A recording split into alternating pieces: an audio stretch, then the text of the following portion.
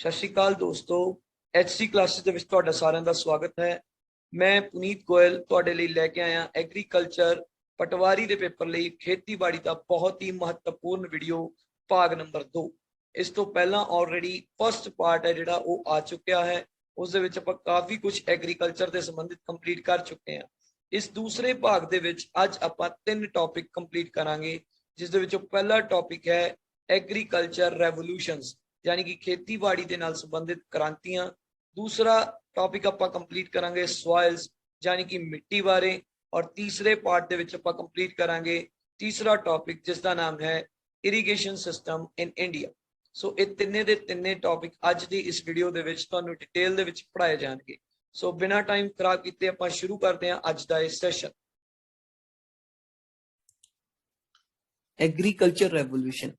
Agriculture revolution का मतलब यह है जी कि खेतीबाड़ी दे विच जिहड़ियां भी फसलां उगाने आ, जिस तरह की कणक हो गई, चावल हो गए, जिन्नियां भी फूड क्रॉप्स ने, फॉडर क्रॉप्स ने, मक्की, बाजरा, इन्हां दी पैदावार नूं ज़्यादा तो ज़्यादा करन दे कुछ तरीके, कुछ ढंग, कुछ नवीं डिस्कवरीज, कुछ नवीं टैक्नोलॉजीज के बारे आपां नूं दस्सिया गया। इस चीज़ नूं आपां एग्रीकल्चर रेवोल्यूशन बोलते हैं या खेतीबाड़ी क्रांति बोल। तो सब तो पहली जिहड़ी रेवोल्यूशन आई सी, सब तो पहली जिहड़ी क्रांति हुई सी, उसका नाम है ग्रीन रेवोल्यूशन, हरी क्रांति।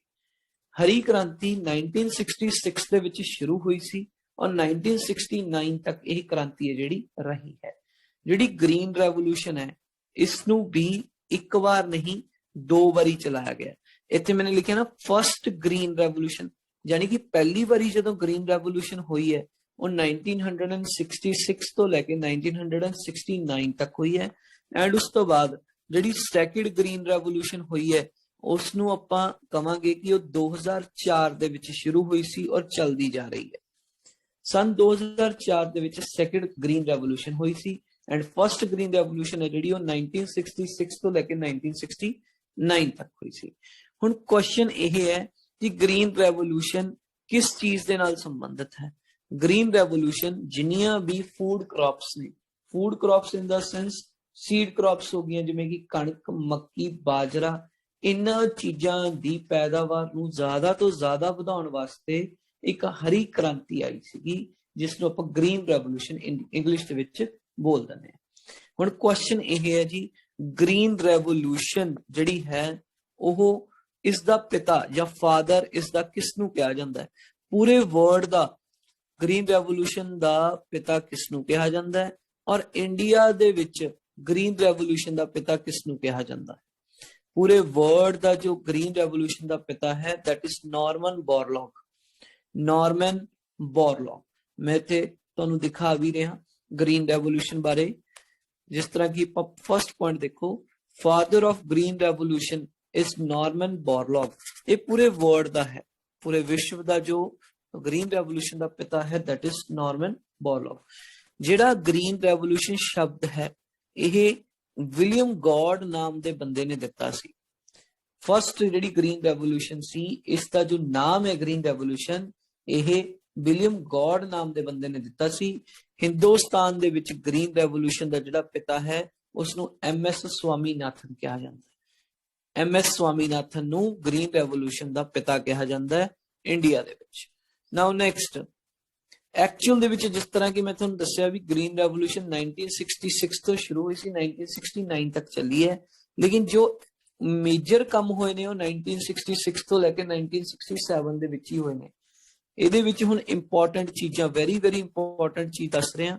ग्रीन रेवोल्यूशन सब तो पहला कित्थे कित्थे चलाई गई? पहली गल, ग्रीन रेवोल्यूशन 6 स्टेटां च चलाई गई सी। कितनियां स्टेटां च? टोटल 6 स्टेटां च चलाई गई सी। 6 स्टेटां दे विच कुल मिला के 7 शहरां दे विच चलाई गई सी। यानी कि एक स्टेट ऐसी होगी जिहदे विच 2 शहरां च चलाई गई होगी, बाकी 5 स्टेटां ऐसियां ने जिन्हां दे विच एक शहर दे विच जां एक जिले दे विच चलाई गई होगी। सो गल कीती जावे, सब तो पहला स्टेट्स के नाम दस रहे हैं। स्टेट्स ने पंजाब, दूजी स्टेट है हरियाणा, तीजी स्टेट है उत्तर प्रदेश, फिर है छत्तीसगढ़, फिर आ गई जी अपने कोले आंध्रा प्रदेश एंड लास्ट अपने कोले आ गई तमिलनाडु। ਹੁਣ 6 ਸਟੇਟਾਂ ਮੈਂ ਤੁਹਾਨੂੰ ਦੱਸਦੀਆਂ। 6 ਸਟੇਟਾਂ ਦੇ ਵਿੱਚੋਂ ਪੰਜਾਬ ਐਸੀ ਸਟੇਟ ਹੈ ਜਿਹਦੇ 2 ਸ਼ਹਿਰਾਂ ਦੇ ਵਿੱਚ ਗ੍ਰੀਨ ਰੈਵੋਲੂਸ਼ਨ ਚਲਾਈ ਗਈ ਸੀਗੀ। ਕਿਹੜੇ ਕਿਹੜੇ ਸ਼ਹਿਰ? ਜਲੰਧਰ ਅਤੇ ਲੁਧਿਆਣਾ। ਐਂਡ ਹਰਿਆਣੇ ਦੀ ਗੱਲ ਕੀਤੀ ਜਾਵੇ ਤਾਂ ਹਰਿਆਣੇ ਦੇ ਵਿੱਚ ਜਿਹੜੀ ਗ੍ਰੀਨ ਰੈਵੋਲੂਸ਼ਨ ਹੈ ਉਹ ਅੰਬਾਲੇ ਦੇ ਵਿੱਚ ਚਲਾਈ ਗਈ ਸੀ। ਐਂਡ ਗੱਲ ਕੀਤੀ ਜਾਵੇ ਉੱਤਰ ਪ੍ਰਦੇਸ਼ ਦੀ ਤਾਂ ਮਿਰਜ਼ਾਪੁਰ ਜ਼ਿਲ੍ਹੇ ਦੇ ਵਿੱਚ ਚਲਾਈ ਗਈ ਸੀ। ਐਂਡ ਛੱਤੀਸਗੜ੍ਹ ਦੇ ਵਿੱਚ ਰਾਏਪੁਰ ਜ਼ਿਲ੍ਹੇ ਦੇ ਵਿੱਚ ਚਲਾਈ ਗਈ ਸੀ। ਐਂਡ ਗੱਲ ਕੀਤੀ ਜਾਵੇ ਆਂਧਰਾ ਪ੍ਰਦੇਸ਼ ਦੀ ਤਾਂ ਵੈਸਟ ਗੋਦਾਵਰੀ ਜ਼ਿਲ੍ਹੇ ਦੇ ਵਿੱਚ ਚਲਾਈ ਗਈ ਸੀ। ਐਂਡ ਅਗਰ ਗੱਲ ਕੀਤੀ ਜਾਵੇ ਤਾਮਿਲਨਾਡੂ ਦੀ ਤਾਂ ਤਾਮਿਲਨਾਡੂ ਦੇ ਵਿੱਚ ਥੰਜਾਵੁਰ ਨਾਮ ਦਾ ਜ਼ਿਲ੍ਹਾ ਹੈ, ਉੱਥੇ ਇਹ ਹਰੀ ਕ੍ਰਾਂਤੀ ਸਭ ਤੋਂ ਪਹਿਲਾਂ ਚਲਾਈ ਗਈ ਸੀ। ਸੋ ਤੇ ਬਹੁਤ ਇੰਪੋਰਟੈਂਟ ਕੁਐਸਚਨ ਬਣਦਾ ਹੈ, green revolution was introduced in how many states for the first time? So answer will be in 6 states. And in how many cities it was started? It was started in 7 cities. And in which state there are 2 cities here, 2 districts in which green revolution was implemented? So answer is Punjab, and in Punjab the cities are Jalandhar and Ludhiana. ਇਸ ਦੇ ਨਾਲ ਕੀ ਹੋਇਆ? ਬਹੁਤ ਸਾਰਾ benefit ਹੋਇਆ crops ਦੇ ਵਿੱਚ, production ਦੇ ਵਿੱਚ ਬਹੁਤ ਸਾਰਾ ਵਾਧਾ ਦੇਖਣ ਨੂੰ ਮਿਲਿਆ। ਕ੍ਰੌਪਸ ਕਿਹੜੀਆਂ ਕ੍ਰੌਪਸ ਦੀ ਪ੍ਰੋਡਕਸ਼ਨ ਦੇ ਵਿੱਚ ਵਾਧਾ ਦੇਖਣ ਨੂੰ ਮਿਲਿਆ? ਇੱਕ ਤਾਂ ਕਣਕ, ਪੈੜੀ ਐਂਡ ਜਵਾਰ, ਮੱਕੀ, ਐਸੀਆਂ ਫਸਲਾਂ ਦੇ ਵਿੱਚ ਵਾਧਾ ਦੇਖਣ ਨੂੰ ਮਿਲਿਆ। ਪਰੰਤੂ ਹਰੀ ਕ੍ਰਾਂਤੀ ਦੇ ਨਾਲ ਆਇਲ ਸੀਡਸ ਔਰ ਪਲਸਿਸ ਨੂੰ ਕੋਈ ਜ਼ਿਆਦਾ ਬੈਨੀਫਿਟ ਨਹੀਂ ਹੋਇਆ। ਸੋ ਇਸ ਤੋਂ ਬਾਅਦ 2004 ਦੇ ਵਿੱਚ ਦੂਜੀ ਹਰੀ ਕ੍ਰਾਂਤੀ ਹੈ ਜਿਹੜੀ ਉਹ ਲਿਆਂਦੀ ਗਈ। ਇਸ ਨੂੰ ਐਵਰਗ੍ਰੀਨ ਰੈਵੋਲੂਸ਼ਨ ਦਾ ਨਾਮ ਵੀ ਦਿੱਤਾ ਗਿਆ। ਐਂਡ ਬਾਅਦ ਦੇ ਵਿੱਚ ਇਸੀ ਰੈਵੋਲੂਸ਼ਨ ਨੂੰ ਨਰਿੰਦਰ ਮੋਦੀ ਔਰ ਅਰੁਣ ਜੇਟਲੀ ਨੇ ਪ੍ਰੋਟੀਨ ਰੈਵੋਲੂਸ਼ਨ ਕਿਹਾ ਸੀ। ਉਹਨੂੰ ਆਪਾਂ ਅੱਗੇ ਪੜਾਂਗੇ। ਸੈਕਿੰਡ ਗ੍ਰੀਨ ਰੈਵੋਲੂਸ਼ਨ ਨੂੰ ਐਵਰਗ੍ਰੀਨ ਰੈਵੋਲੂਸ਼ਨ ਵੀ ਕਿਹਾ ਜਾਂਦਾ ਹੈ। 2004 ਦੇ ਵਿੱਚ ਇਹ ਚਲਾਈ ਗਈ ਸੀ। ਹੁਣ ਜਦੋਂ ਇੱਕ ਵਾਰੀ ਗ੍ਰੀਨ ਰੈਵੋਲੂਸ਼ਨ ਆ ਚੁੱਕੀ ਤਾਂ ਫਿਰ ਦੁਬਾਰਾ ਗ੍ਰੀਨ ਰੈਵੋਲੂਸ਼ਨ ਲੈ ਕੇ ਆਉਣ ਦੀ ਕੀ ਲੋੜ ਪੈ ਗਈ? ਲੋਕ ਕੀ ਕਰਦੇ ਸੀ? ਕ੍ਰੌਪ ਰੋਟੇਸ਼ਨ ਨਹੀਂ ਕਰਦੇ ਸੀ। ਯਾਨੀ ਕਿ ਇਹਦਾ ਮਤਲਬ ਇਹ ਹੋਇਆ ਵੀ ਜਦੋਂ ਮੌਸਮ ਬਰਸਾਤ ਦਾ ਮੌਸਮ ਹੈ ਤਾਂ ਉਦੋਂ ਕਣਕ ਬੀਜ ਦਿੰਦੇ ਸੀ, ਔਰ ਜਦੋਂ ਬਰਸਾਤ ਦਾ ਮੌਸਮ ਨਹੀਂ ਹੈਗਾ ਉਦੋਂ ਚਾਵਲ ਬੀਜ ਦਿੰਦੇ ਸੀਗੇ। ਹੁਣ ਉਹਦੇ ਵਾਸਤੇ ਜਦੋਂ ਆਪਣੀਆਂ ਫਸਲਾਂ ਖਰਾਬ ਹੋਣ ਲੱਗ ਜਾਣਗੀਆਂ, ਜਿਹੜੀ ਫਸਲ ਨੂੰ ਜ਼ਿਆਦਾ ਪਾਣੀ ਲੱਗਣਾ ਸੀਗਾ ਉਹਨੂੰ ਪਾਣੀ ਘੱਟ ਮਿਲ ਰਿਹਾ, ਔਰ ਜਿਹੜੀ ਫਸਲ ਨੂੰ ਪਾਣੀ ਵੱਧ ਲੱਗਣਾ ਸੀਗਾ ਉਹਨੂੰ ਪਾਣੀ ਘੱਟ ਮਿਲ ਰਿਹਾ, ਔਰ ਜਿਹੜੀ ਨੂੰ ਘੱਟ ਮਿਲਣਾ ਚਾਹੀਦਾ ਸੀ ਉਹਨੂੰ ਵੱਧ ਮਿਲਣ ਲੱਗ ਗਿਆ। ਇਸ ਕਰਕੇ ਕ੍ਰੌਪਸ ਦੀ ਡਾਇਵਰਸਿਫਿਕੇਸ਼ਨ ਯਾਨੀ ਕਿ ਕ੍ਰੌਪ ਰੋਟੇਸ਼ਨ ਦਾ ਕਨਸੈਪਟ ਹੈ ਜਿਹੜਾ ਉਹ ਦੱਸਿਆ ਗਿਆ, ਲੋਕਾਂ ਨੂੰ ਗਾਈਡ ਕੀਤਾ ਗਿਆ। ਐਜ਼ ਵੈਲ ਐਜ਼ ਦੂਜੀ ਚੀਜ਼, ਜਿਹੜੀਆਂ ਸੋਕੇ ਵਾਲੀਆਂ ਜਗ੍ਹਾ ਨੇ ਜਿੱਥੇ ਖੇਤੀ ਕਰਨੀ ਬਹੁਤ ਔਖੀ ਹੈ, ਉਹਨਾਂ ਜਗ੍ਹਾਵਾਂ ਦੇ ਉੱਤੇ ਖੇਤੀ ਕਰਨ ਦੇ ਨਵੇਂ-ਨਵੇਂ ਢੰਗ ਨੇ ਜਿਹੜੇ ਉਹ ਦੂਜੀ ਹਰੀ ਕ੍ਰਾਂਤੀ ਦੇ ਵਿੱਚ ਦੱਸੇ ਗਏ। ਇਸੀ ਹਰੀ ਕ੍ਰਾਂਤੀ ਨੂੰ, ਦੂਜੀ ਹਰੀ ਕ੍ਰਾਂਤੀ ਨੂੰ ਆਪਾਂ ਪ੍ਰੋਟੀਨ ਰੈਵੋਲੂਸ਼ਨ ਵੀ ਕਹਿੰਦੇ ਆ। ਔਰ ਜਿਹੜਾ ਇਹ ਪ੍ਰੋਟੀਨ ਰੈਵੋਲੂਸ਼ਨ ਹੈ, ਇਹ ਸ਼ਬਦ ਨਰਿੰਦਰ ਮੋਦੀ ਐਂਡ ਅਰੁਣ ਜੇਟਲੀ ਆਪਣੇ ਫਾਈਨਾਂਸ ਮਿਨਿਸਟਰ ਹੁੰਦੇ ਸੀ, ਉਹਨਾਂ ਦੀ ਡੈਥ ਹੋ ਚੁੱਕੀ ਹੈ। ਇਹਨਾਂ ਦੋਨਾਂ ਜਾਣਿਆਂ ਨੇ ਮਿਲ ਕੇ ਇਸ ਦਾ ਨਾਮ ਪ੍ਰੋਟੀਨ ਰੈਵੋਲੂਸ਼ਨ ਕਿਹਾ ਸੀ। ਹੁਣ ਜੇ ਤੁਹਾਨੂੰ ਐਗਜ਼ਾਮ ਦੇ ਵਿੱਚ ਕੁਐਸਚਨ ਆ ਗਿਆ who is the father of protein revolution, ਤਾਂ ਆਨਸਰ ਕੀ ਲਗਾਓਗੇ? ਨਰਿੰਦਰ ਮੋਦੀ ਐਂਡ ਅਰੁਣ ਜੇਟਲੀ।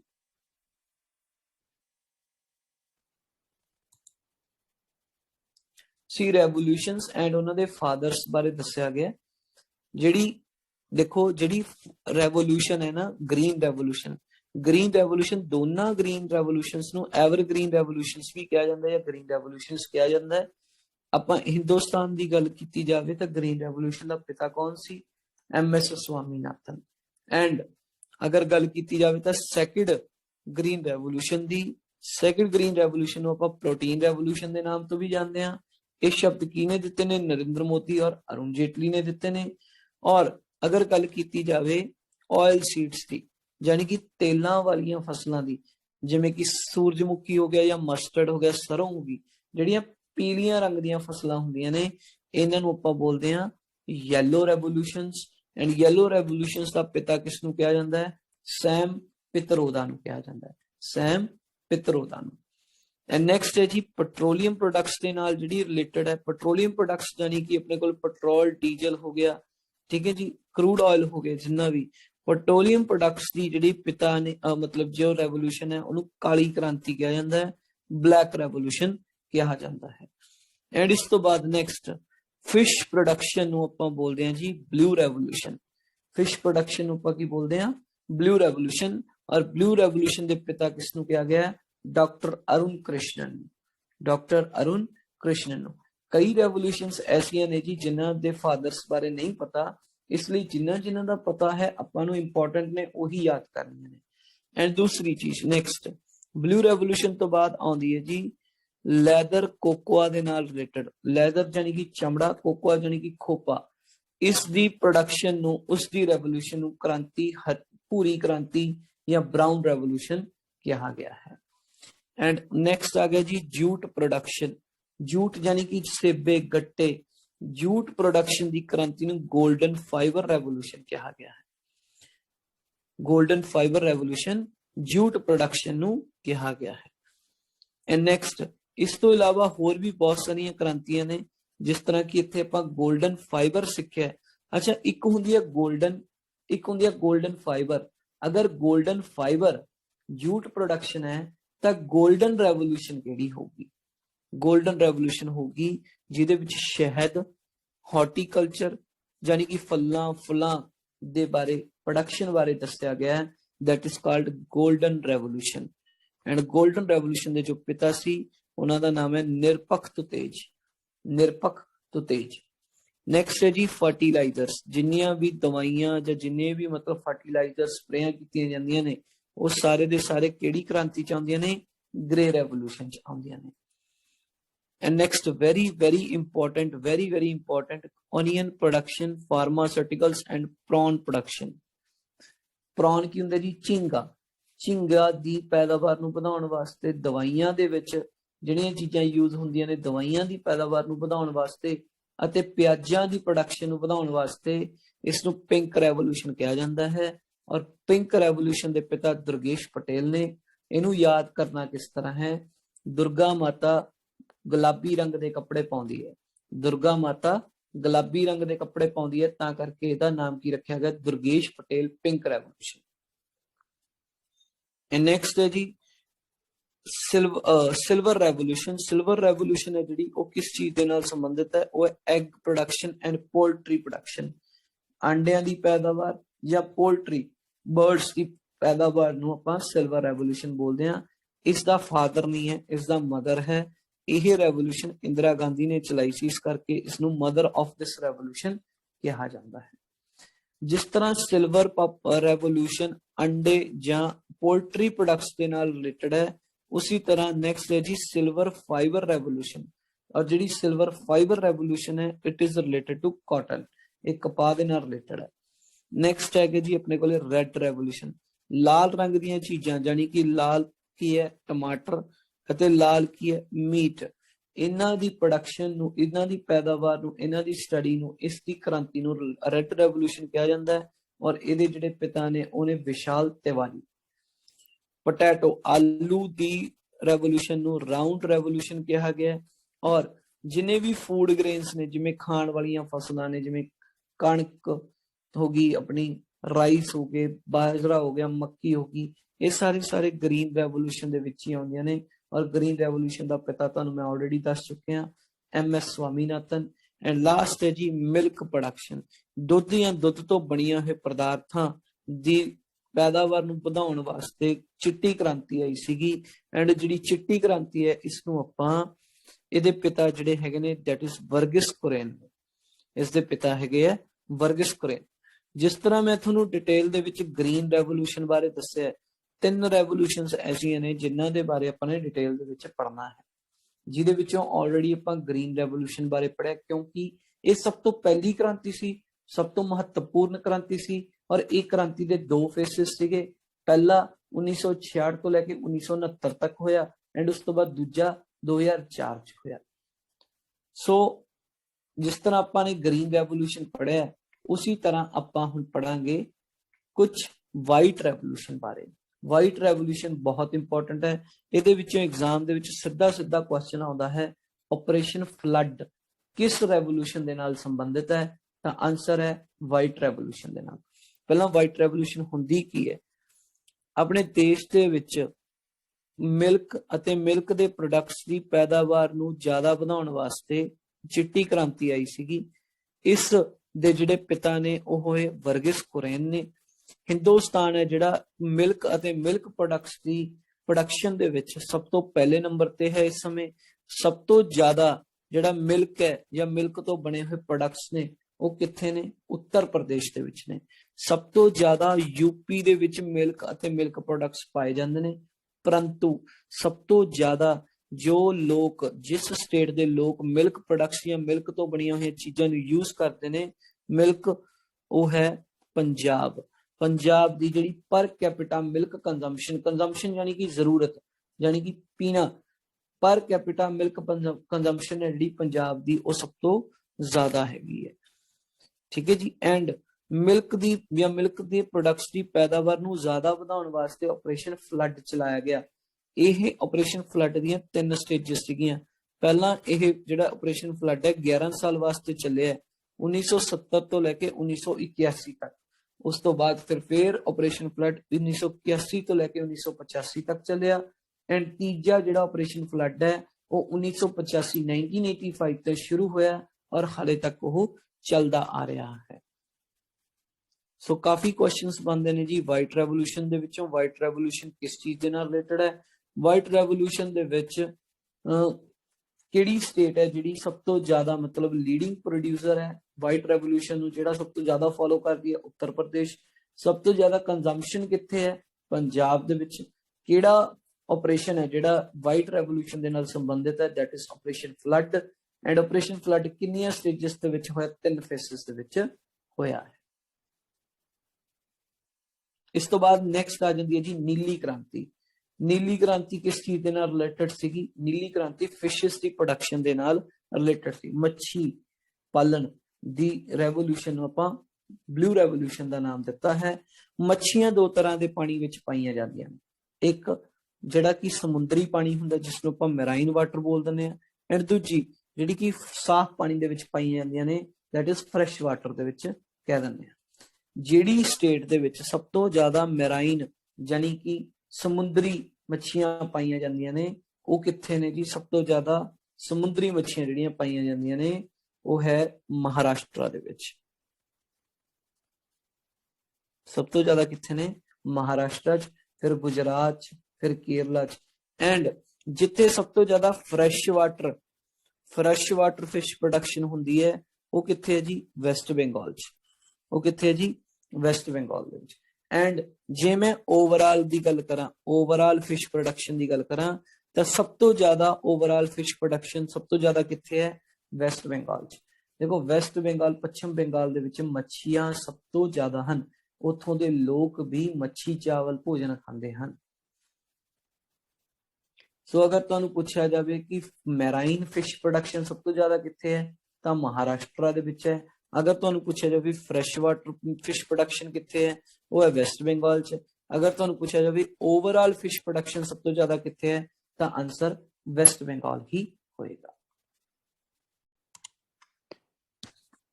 ਸਭ ਤੋਂ ਪਹਿਲਾਂ ਆਪਾਂ ਨੇ ਗ੍ਰੀਨ ਰੈਵੋਲੂਸ਼ਨ ਬਾਰੇ ਪੜ੍ਹਿਆ, ਐਂਡ ਉਸ ਤੋਂ ਬਾਅਦ ਆਪਾਂ ਨੇ ਵਾਈਟ ਰੈਵੋਲੂਸ਼ਨ ਬਾਰੇ ਪੜ੍ਹਿਆ, ਐਂਡ ਫਿਰ ਆਪਾਂ ਨੇ ਥਰਡ ਬਲੂ ਰੈਵੋਲੂਸ਼ਨ ਬਾਰੇ ਪੜ੍ਹਿਆ ਤਾਂ ਆਪਾਂ ਨੇ ਬਾਕੀ ਸਾਰੀਆਂ ਰੈਵੋਲੂਸ਼ਨਸ ਬਾਰੇ ਵੀ ਹੈ, ਬਟ ਉਹਨਾਂ ਨੂੰ ਇੰਨਾ ਡਿਟੇਲ ਦੇ ਵਿੱਚ ਪੜ੍ਹਨ ਦੀ ਜ਼ਰੂਰਤ ਨਹੀਂ ਹੈ। ਯੈਲੋ ਰੈਵੋਲੂਸ਼ਨ ਕਿਸ ਚੀਜ਼ ਦੇ ਨਾਲ ਰਿਲੇਟਡ ਸੀ? ਯੈਲੋ ਰੈਵੋਲੂਸ਼ਨ ਸੀਗੀ ਆਇਲ ਸੀਡਸ ਦੇ ਨਾਲ ਰਿਲੇਟਡ, ਜਿਵੇਂ ਕਿ ਸਰੋਂ ਹੋ ਗਈ ਜਾਂ ਸੂਰਜਮੁਖੀ ਹੋ ਗਈ ਜਿਨ੍ਹਾਂ ਤੋਂ ਆਪਾਂ ਨੂੰ ਤੇਲ ਮਿਲਦਾ ਹੈ, ਇਹਨੂੰ ਆਪਾਂ ਯੈਲੋ ਰੈਵੋਲੂਸ਼ਨ ਬੋਲਦੇ ਹਾਂ। ਐਂਡ ਯੈਲੋ ਰੈਵੋਲੂਸ਼ਨ ਹੈ ਜਿਹੜੀ ਉਹ 1985 ਦੇ ਵਿੱਚ ਸਟਾਰਟ ਕੀਤੀ ਗਈ ਸੀਗੀ। ਔਰ ਮੈਂ ਤੁਹਾਨੂੰ ਦੱਸਿਆ ਸੀਗਾ ਇਸ ਦੇ ਜਿਹੜੇ ਫਾਦਰ ਨੇ ਉਹ ਸੈਮ ਪਿਤਰੋਦਾ ਨੇ।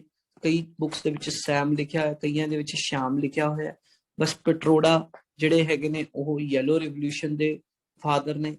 ਐਂਡ ਉਸ ਤੋਂ ਬਾਅਦ ਨੈਕਸਟ ਕੀ ਹੈ ਜੀ ਆਪਣੇ ਕੋਲ ਸਿਲਵਰ ਰੈਵੋਲੂਸ਼ਨ। ਜਿਸ ਤਰ੍ਹਾਂ ਕਿ ਮੈਂ ਤੁਹਾਨੂੰ ਦੱਸਿਆ ਐਗਸ ਐਂਡ ਐਗਸ ਦੀ ਪ੍ਰੋਡਕਸ਼ਨ ਵਾਸਤੇ ਜਿਹੜੀ ਕ੍ਰਾਂਤੀ ਚਲਾਈ ਗਈ ਸੀ, ਐਗਸ ਐਂਡ ਪੋਲਟਰੀ ਦੀ ਪ੍ਰੋਡਕਸ਼ਨ ਵਾਸਤੇ, that is silver revolution. And इसकी जो मदर सीगी सिल्वर रेवोल्यूशन दी दैट इज इंदिरा गांधी, जिहदे बारे तुहानूं दस्सिया। उस तो बाद नैक्सट आया अपने को गोल्डन रेवोल्यूशन। गोल्डन रेवोल्यूशन जिवें कि फ्रूट्स वास्ते सी। एंड उस तो बाद इत्थे नैक्सट है जी ग्रे रेवोल्यूशन। एंड जिहड़ी ग्रे रेवोल्यूशन सीगी वो कादे वास्ते सीगी? हाँ जी स्टूडेंट्स, ग्रे रेवोल्यूशन किस चीज दे वास्ते सी? Grey revolution was related to fertilisers, स्प्रेयां वास्ते अपनियां जिहड़ियां सीगी वो ग्रे रेवोल्यूशन सीगी। एंड उस तो बाद अपने कोले ब्लैक रेवोल्यूशन जिहड़े कि पेट्रोलियम प्रोडक्ट्स दे लिए रिलेटेड सी। नैक्सट आपां गोल्डन रेवोल्यूशन की गल की जाए तो गोल्डन रेवोल्यूशन दे विच हॉर्टिकल्चर प्रोडक्ट्स जिवें कि अपने कोले फुल फल सब्जियां एह जी एंड हनी दी प्रोडक्शन सी गोल्डन रेवोल्यूशन दे विच। एंड लास्ट मैं तुहानूं दस्सिया रेनबो रेवोल्यूशन। ਕੱਲੀ ਗ੍ਰੇ ਅਤੇ ਕਾਲੀ ਕ੍ਰਾਂਤੀ ਨੂੰ ਛੱਡ ਕੇ ਬਾਕੀ ਜਿੰਨੀਆਂ ਵੀ ਰੈਵੋਲੂਸ਼ਨਸ ਨੇ ਉਹਨਾਂ ਸਾਰਿਆਂ ਨੂੰ ਰੇਨਬੋ ਰੈਵੋਲੂਸ਼ਨ ਵੀ ਕਿਹਾ ਜਾਂਦਾ ਹੈ। 2004 ਦੇ ਵਿੱਚ ਇਹ ਨਾਮ ਦਿੱਤਾ ਗਿਆ ਸੀ ਰੇਨਬੋ ਰੈਵੋਲੂਸ਼ਨ। ਸੋ ਬੇਸਿਕਲੀ ਤੁਸੀਂ ਜਿਹੜੀਆਂ ਪਹਿਲੀਆਂ 3 ਰੈਵੋਲੂਸ਼ਨਸ ਨੇ ਉਹਨਾਂ ਨੂੰ ਜ਼ਿਆਦਾ ਫੋਕਸ ਕਰਨਾ ਹੈ। ਐਂਡ ਉਸ ਤੋਂ ਬਾਅਦ ਜਿਹੜਾ ਮੈਂ ਤੁਹਾਨੂੰ ਚਾਰਟ ਦਿਖਾਇਆ ਸੀ ਜਿਹਦੇ ਵਿੱਚ रेवोल्यूशन केड़ी किस चीज दे नाल संबंधित है एंड उसके फादर कौन है या मदर कौन है, ये चार्ट तुसी चंगी तरह याद करना है। एक बारी मैं दोबारा तुहानूं दस दवां, एवरग्रीन रेवोल्यूशन यानी कि ग्रीन रेवोल्यूशन जिस दे पिता कौन ने MS स्वामीनाथन। एंड दूजी जिहड़ी ग्रीन रेवोल्यूशन सी उसनूं आपां ने प्रोटीन रेवोल्यूशन भी कहा, जिन्हों नरेंद्र मोदी अते अरुण जेटली द्वारा कहा गया।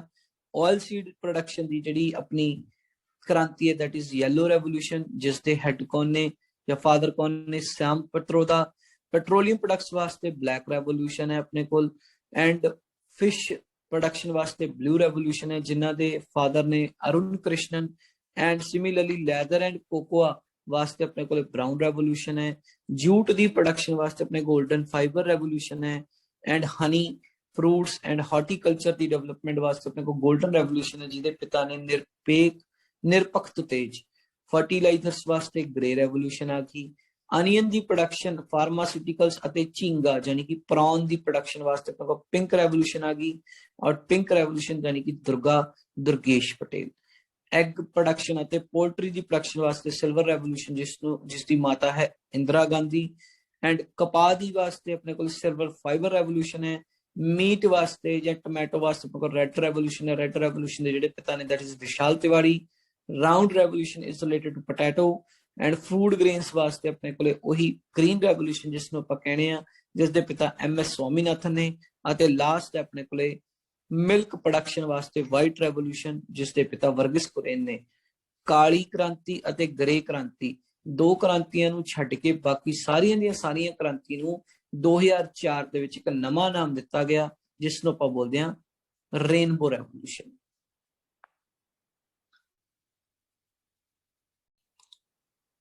सो topic is soil.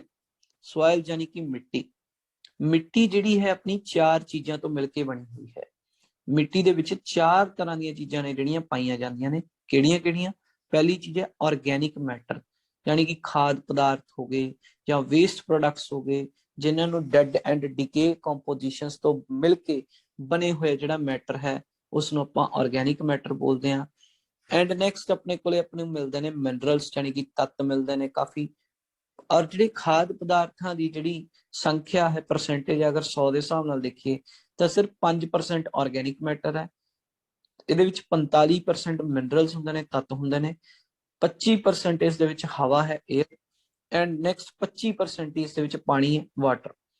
Soil the study नूं पैडोलॉजी कहा जांदा है। सॉइल दी जिहड़ी आपां स्टडी आपां सॉइल नूं पढ़दे हां इस दी स्टडी नूं आपां पैडोलॉजी कहने आ।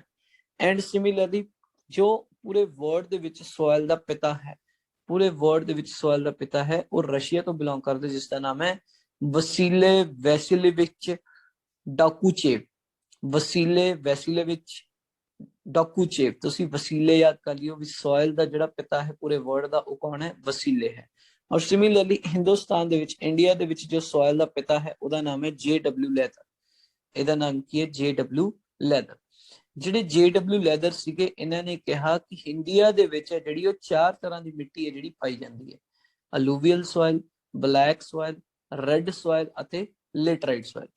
JW ਲੈਦਰ ਨੇ ਰਿਸਰਚ ਕੀਤੀ। ਰਿਸਰਚ ਕਰਨ ਤੋਂ ਬਾਅਦ ਇਹ ਕਿਹਾ ਕਿ ਇੰਡੀਆ ਦੇ ਵਿੱਚ 4 ਤਰ੍ਹਾਂ ਦੀਆਂ ਮਿੱਟੀਆਂ ਜਿਹੜੀਆਂ ਪਾਈਆਂ ਜਾਂਦੀਆਂ ਨੇ, ਜਿਨ੍ਹਾਂ ਦੇ ਵਿੱਚੋਂ ਪਹਿਲੀ ਹੈ ਅਲੂਵੀਅਲ ਸੋਇਲ, ਜਿਹਨੂੰ ਜਲੌੜ ਮਿੱਟੀ ਵੀ ਕਿਹਾ ਜਾਂਦਾ ਹੈ, ਬਲੈਕ ਕਾਲੀ ਮਿੱਟੀ, ਰੈੱਡ ਲਾਲ ਮਿੱਟੀ ਐਂਡ ਇੱਕ ਲੇਟਰਾਈਟ ਮਿੱਟੀ। 4 ਤਰ੍ਹਾਂ ਦੀਆਂ ਮਿੱਟੀਆਂ ਜਿਹੜੀਆਂ ਪਾਈਆਂ ਜਾਂਦੀਆਂ।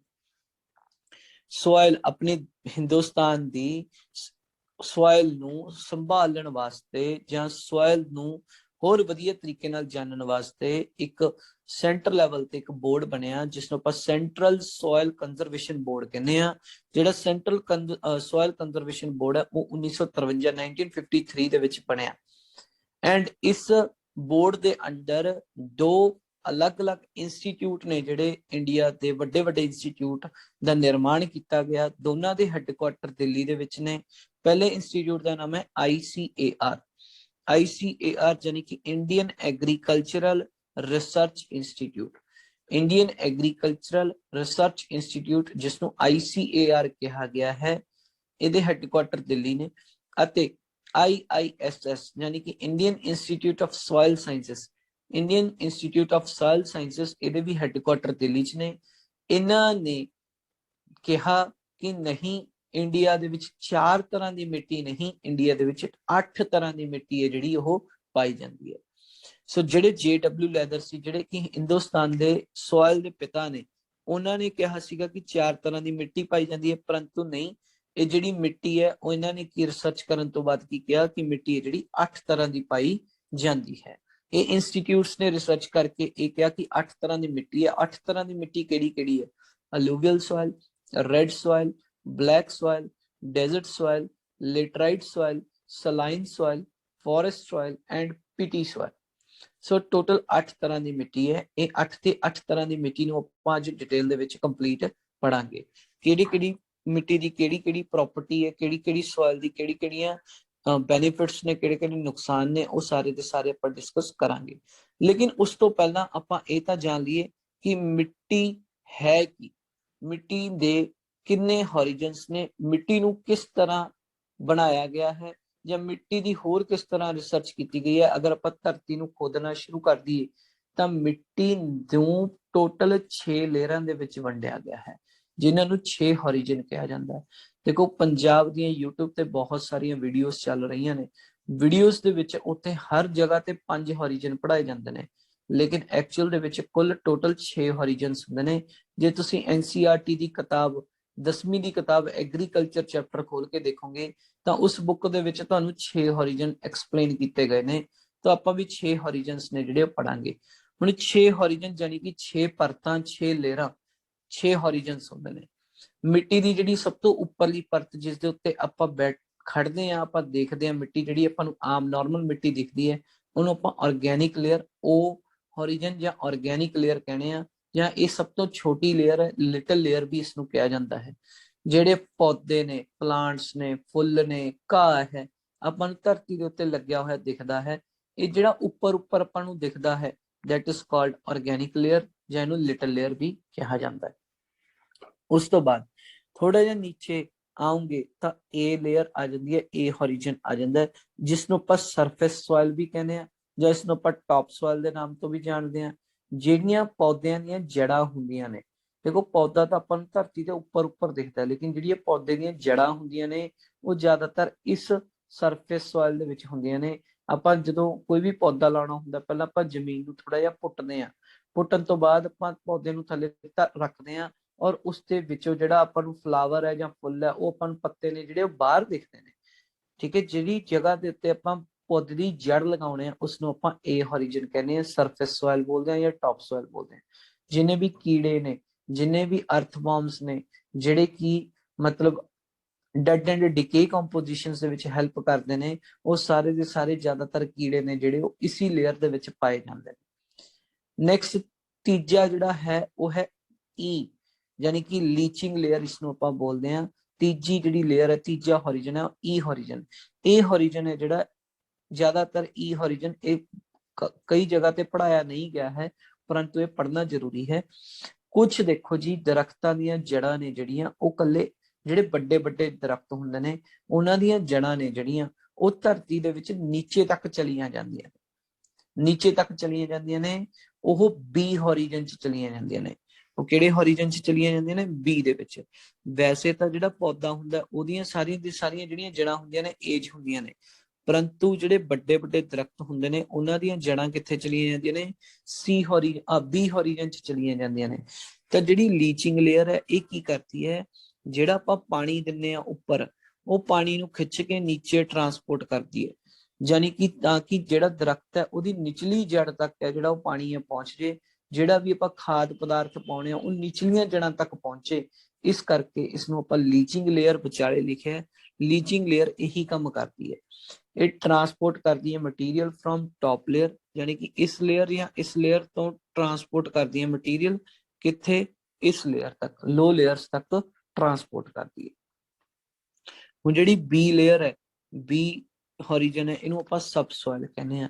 ਇਹ ਦੇ ਵਿੱਚ ਉਹ ਰੂਟਸ ਨੇ, ਉਹ ਜੜ੍ਹਾਂ ਨੇ ਵੱਡੇ ਵੱਡੇ ਪੁਰਾਣੇ ਜਾਂ ਬਹੁਤ ਹੀ ਵੱਡੇ ਵੱਡੇ ਦਰਖਤਾਂ ਦੀਆਂ, ਜਿਹੜੀਆਂ ਕਿ ਸਰਫੇਸ ਸੋਇਲ ਤੋਂ ਨੀਚੇ ਤੱਕ ਚਲੀਆਂ ਜਾਂਦੀਆਂ ਨੇ, ਐਕਸਪੈਂਡ ਹੋ ਜਾਂਦੀਆਂ ਨੇ। ਇਹਨੂੰ ਆਪਾਂ ਬੋਲਦੇ ਹਾਂ ਸਬਸੋਇਲ ਜਾਂ ਫਿਰ ਆਪਾਂ ਬੋਲਦੇ ਹਾਂ ਬੀ ਹੋਰੀਜ਼ਨ। ਉਸ ਤੋਂ ਬਾਅਦ ਆਪਣੇ ਕੋਲੇ ਆਉਂਦਾ ਜੀ ਸੀ ਹੋਰੀਜ਼ਨ। ਸੀ ਹੋਰੀਜ਼ਨ ਨੂੰ ਆਪਾਂ ਸਬਸਟੈਂਟਮ ਵੀ ਬੋਲਦੇ ਹਾਂ। ਸਬਸਟੈਂਟਮ ਕੀ ਹੁੰਦਾ ਜੀ? ਦੇਖੋ ਜੀ, ਜਿਹੜਾ ਆਪਾਂ ਸਮਰਸੀਬਲ ਦਾ ਬੋਰ ਕਰਾਉਣੇ ਆ, ਪਾਣੀ ਜਿਹੜਾ ਆਪਣਾ ਆਉਂਦਾ ਹੈ ਉਹ ਕਿਹੜੀ ਲੇਅਰ ਦੇ ਵਿੱਚ ਹੁੰਦਾ? ਉਹ ਵੀ ਤਾਂ ਧਰਤੀ ਚੋਂ ਹੀ ਆਉਂਦਾ ਨਾ ਪਾਣੀ।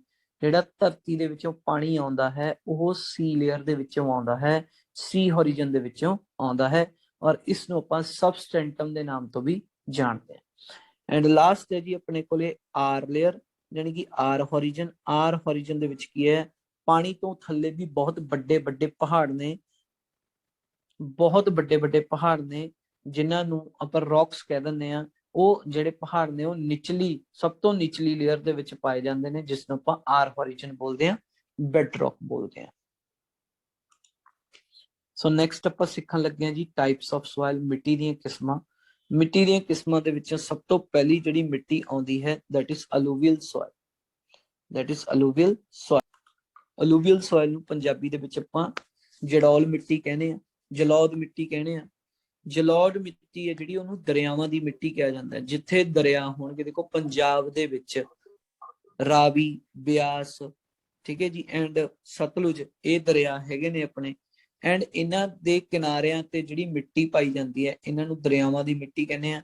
ਆਪਣੇ ਹਿੰਦੁਸਤਾਨ ਦੇ ਵਿੱਚ ਗੰਗਾ ਨਦੀ ਹੈ, ਗੰਗਾ ਦੇ ਆਲੇ ਦੁਆਲੇ ਜਾਂ ਸਿੰਧੂ ਘਾਟੀ, ਜਿਵੇਂ ਸਿੰਧ ਦੇ ਵਿੱਚ ਸਾਰੇ ਹੀ ਆ ਗਏ, ਜਿਹੜੇ 7 ਦਰਿਆ ਸੀਗੇ ਆਪਣੇ ਪੰਜਾਬ ਦੇ, ਜਿਹੜੇ ਕਿ ਹੁਣ 2.5 ਰਹਿ ਚੁੱਕੇ ਨੇ, ਯਾਨੀ ਕਿ ਜੰਮੂ ਕਸ਼ਮੀਰ ਦੇ ਵਿੱਚੋਂ ਜਿਹੜਾ ਲੰਘ ਜਾਂਦਾ ਆਪਣਾ ਇੰਡਸ, ਇੰਡਸ ਤੋਂ ਨੀਚੇ ਜੇਲਮ, ਜੇਲਮ ਚਨਾਬ, ਚਨਾਬ ਤੋਂ ਥੱਲੇ ਆਪਣੇ ਕੋਲੇ ਸਤਲੁਜ, ਰਾਵੀ, ਬਿਆਸ ਅਤੇ ਜਿਹੜਾ ਘੱਗਰ ਦਰਿਆ ਹੈ। ਸਾਰੇ ਦੇ ਸਾਰੇ ਦਰਿਆਵਾਂ ਦੀ ਜਿਹੜੀ ਮਿੱਟੀ ਹੁੰਦੀ ਹੈ, ਜਾਂ ਬ੍ਰਹਮਪੁੱਤਰਾ ਰਿਵਰ ਹੈ ਆਪਣੇ ਹਿੰਦੁਸਤਾਨ ਦੇ ਵਿੱਚ, ਗੋਦਾਵਰੀ ਹੈ, ਕ੍ਰਿਸ਼ਨਾ, ਕਵੇਰੀ, ਇਹ ਸਾਰੀਆਂ ਦੀਆਂ ਸਾਰੀਆਂ ਨਦੀਆਂ ਦਾ ਜਿਹੜਾ ਮਿੱਟੀ ਹੁੰਦੀ ਹੈ, ਇਹਨਾਂ ਦੇ ਪਾਣੀ ਦੇ ਨਾਲ ਨਾਲ ਜਿਹੜੀ ਮਿੱਟੀ ਆਉਂਦੀ ਹੈ ਉਹਨੂੰ ਆਪਾਂ ਜਲੌਦ ਮਿੱਟੀ ਬੋਲਦੇ ਹਾਂ, ਜਾਂ ਉਸਨੂੰ ਆਪਾਂ ਅਲੂਵੀਅਲ ਸੋਇਲ ਬੋਲਦੇ ਹਾਂ।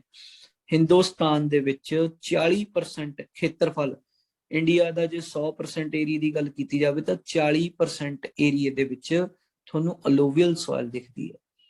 ਪੰਜਾਬੀ ਦੇ ਵਿੱਚ ਕਈ ਵਾਰ ਕੁਐਸਚਨ ਪੁੱਛਿਆ ਜਾਂਦਾ ਕਿਹੜੀ ਮਿੱਟੀ ਨੂੰ ਕਛਾਰੀ ਮਿੱਟੀ ਕਿਹਾ ਜਾਂਦਾ ਹੈ, ਤਾਂ ਕਛਾਰੀ ਮਿੱਟੀ, ਜਲੌਦ ਮਿੱਟੀ ਜਾਂ ਅਲੂਵੀਅਲ ਸੋਇਲ ਨੂੰ ਹੀ ਕਿਹਾ ਜਾਂਦਾ ਹੈ। ਇਹ ਕਣਕ ਦੀ ਖੇਤੀ ਵਾਸਤੇ ਇਹ ਮਿੱਟੀ ਸਭ ਤੋਂ ਜ਼ਿਆਦਾ ਵਧੀਆ ਮੰਨੀ ਗਈ ਹੈ। ਹੁਣ ਅਗਲਾ ਕੁਐਸਚਨ, ਕਿਹੜੀ ਮਿੱਟੀ ਐਸੀ ਹੈ ਜਿਹੜੀ ਕਣਕ ਵਾਸਤੇ ਸਭ ਤੋਂ ਜ਼ਿਆਦਾ ਵਧੀਆ ਮੰਨੀ ਗਈ ਹੈ? ਦੈਟ ਇਜ਼ ਅਲੂਵੀਅਲ ਸੋਇਲ ਜਾਂ ਜਲੌਦ ਮਿੱਟੀ, ਜਾਂ ਆਪਾਂ ਇਸ ਨੂੰ ਕਛਾਰੀ ਮਿੱਟੀ ਵੀ ਕਹਿੰਦੇ ਹਾਂ। ਇਹ ਇਕੱਲੀ ਐਸੀ, ਇਹ ਤੇ ਵੈਰੀ ਇੰਪੋਰਟੈਂਟ ਕੁਐਸਚਨ ਆ ਰਿਹਾ ਅੱਗੇ, ਐਸੀ ਕਿਹੜੀ ਮਿੱਟੀ ਹੈ ਜਿਹਦੇ ਵਿੱਚ ਕੱਲੀ ਚ ਨਾਈਟ੍ਰੋਜਨ ਹੁੰਦੀ ਹੈ? ਦੇਖੋ ਜੀ 8 ਤਰ੍ਹਾਂ ਦੀ ਮਿੱਟੀ ਮੈਂ ਤੁਹਾਨੂੰ ਪੜਾਉਂਗਾ, 8 ਦੇ 8 ਤਰ੍ਹਾਂ ਦੀ ਮਿੱਟੀ ਦੇ ਵਿੱਚ ਸਿਰਫ ਔਰ ਸਿਰਫ ਕੱਲੀ ਅਲੂਵੀਅਲ ਸੋਇਲ ਹੀ ਐਸੀ ਮਿੱਟੀ ਹੈ ਜਿਹਦੇ ਵਿੱਚ ਨਾਈਟ੍ਰੋਜਨ ਹੁੰਦੀ ਹੈ।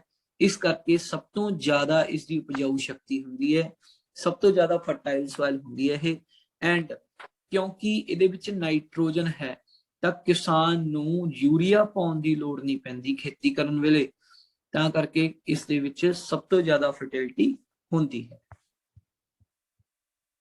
ਇਹ ਸੀਗੀ ਜੀ ਆਪਣੀ ਜਲੌਦ ਮਿੱਟੀ। ਐਂਡ ਜਲੌਦ ਮਿੱਟੀ ਦੇ last 2 question very very important, Punjab ਦੇ ਨਾਲ ਰਿਲੇਟਡ। ਪੰਜਾਬ ਦੇ ਵਿੱਚ ਜਿਹੜੀ ਪੁਰਾਣੀ ਜਲੌਦ ਮਿੱਟੀ ਹੈ, ਜਿੰਨੀ ਪੁਰਾਣੀ ਹੋਈ ਚੱਲੂਗੀ ਉਸ ਨੂੰ ਆਪਾਂ ਬੋਲਦੇ ਹਾਂ ਬਾਂਗਰ। ਉਸ ਨੂੰ ਆਪਾਂ ਕੀ ਬੋਲਦੇ ਹਾਂ? ਬਾਂਗਰ। ਅਤੇ ਨਵੀਂ ਜਲੌਦ ਮਿੱਟੀ ਨੂੰ ਆਪਾਂ ਕੀ ਬੋਲਦੇ ਹਾਂ? ਖਾਦਰ ਬੋਲਦੇ ਹਾਂ। ਪੁਰਾਣੀ ਜਲੌਦ ਮਿੱਟੀ ਨੂੰ ਆਪਾਂ ਬਾਂਗਰ ਬੋਲਦੇ ਹਾਂ ਪੰਜਾਬ ਵਿੱਚ, ਔਰ ਨਵੀਂ ਨੂੰ ਆਪਾਂ ਕੀ ਬੋਲਦੇ ਹਾਂ? ਖਾਦਰ ਬੋਲਦੇ ਹਾਂ। ਸੋ ਨੈਕਸਟ ਆ ਗਈ ਜੀ ਆਪਣੇ ਕੋਲੇ ਦੂਸਰੀ ਮਿੱਟੀ, ਦੈਟ ਇਜ਼ ਲਾਲ ਮਿੱਟੀ, ਰੈੱਡ ਸੋਇਲ। ਕੋਈ ਵੀ ਮਿੱਟੀ ਦਾ ਰੰਗ ਲਾਲ ਉਦੋਂ ਹੁੰਦਾ ਹੈ ਜਦੋਂ ਉਹਦੇ ਵਿੱਚ ਆਇਰਨ ਦੀ ਪ੍ਰੈਜ਼ੈਂਸ ਹੋਵੇ, ਯਾਨੀ ਕਿ ਆਇਰਨ ਧਾਤੂ ਦੀ ਪ੍ਰੈਜ਼ੈਂਸ ਹੋਊਗੀ ਤਾਂ ਮਿੱਟੀ ਲਾਲ ਹੋਊਗੀ। ਕੋਈ ਵੀ ਚੀਜ਼ ਦਾ ਕਲਰ ਰੈੱਡ ਕਿਉਂ ਹੁੰਦਾ ਹੈ?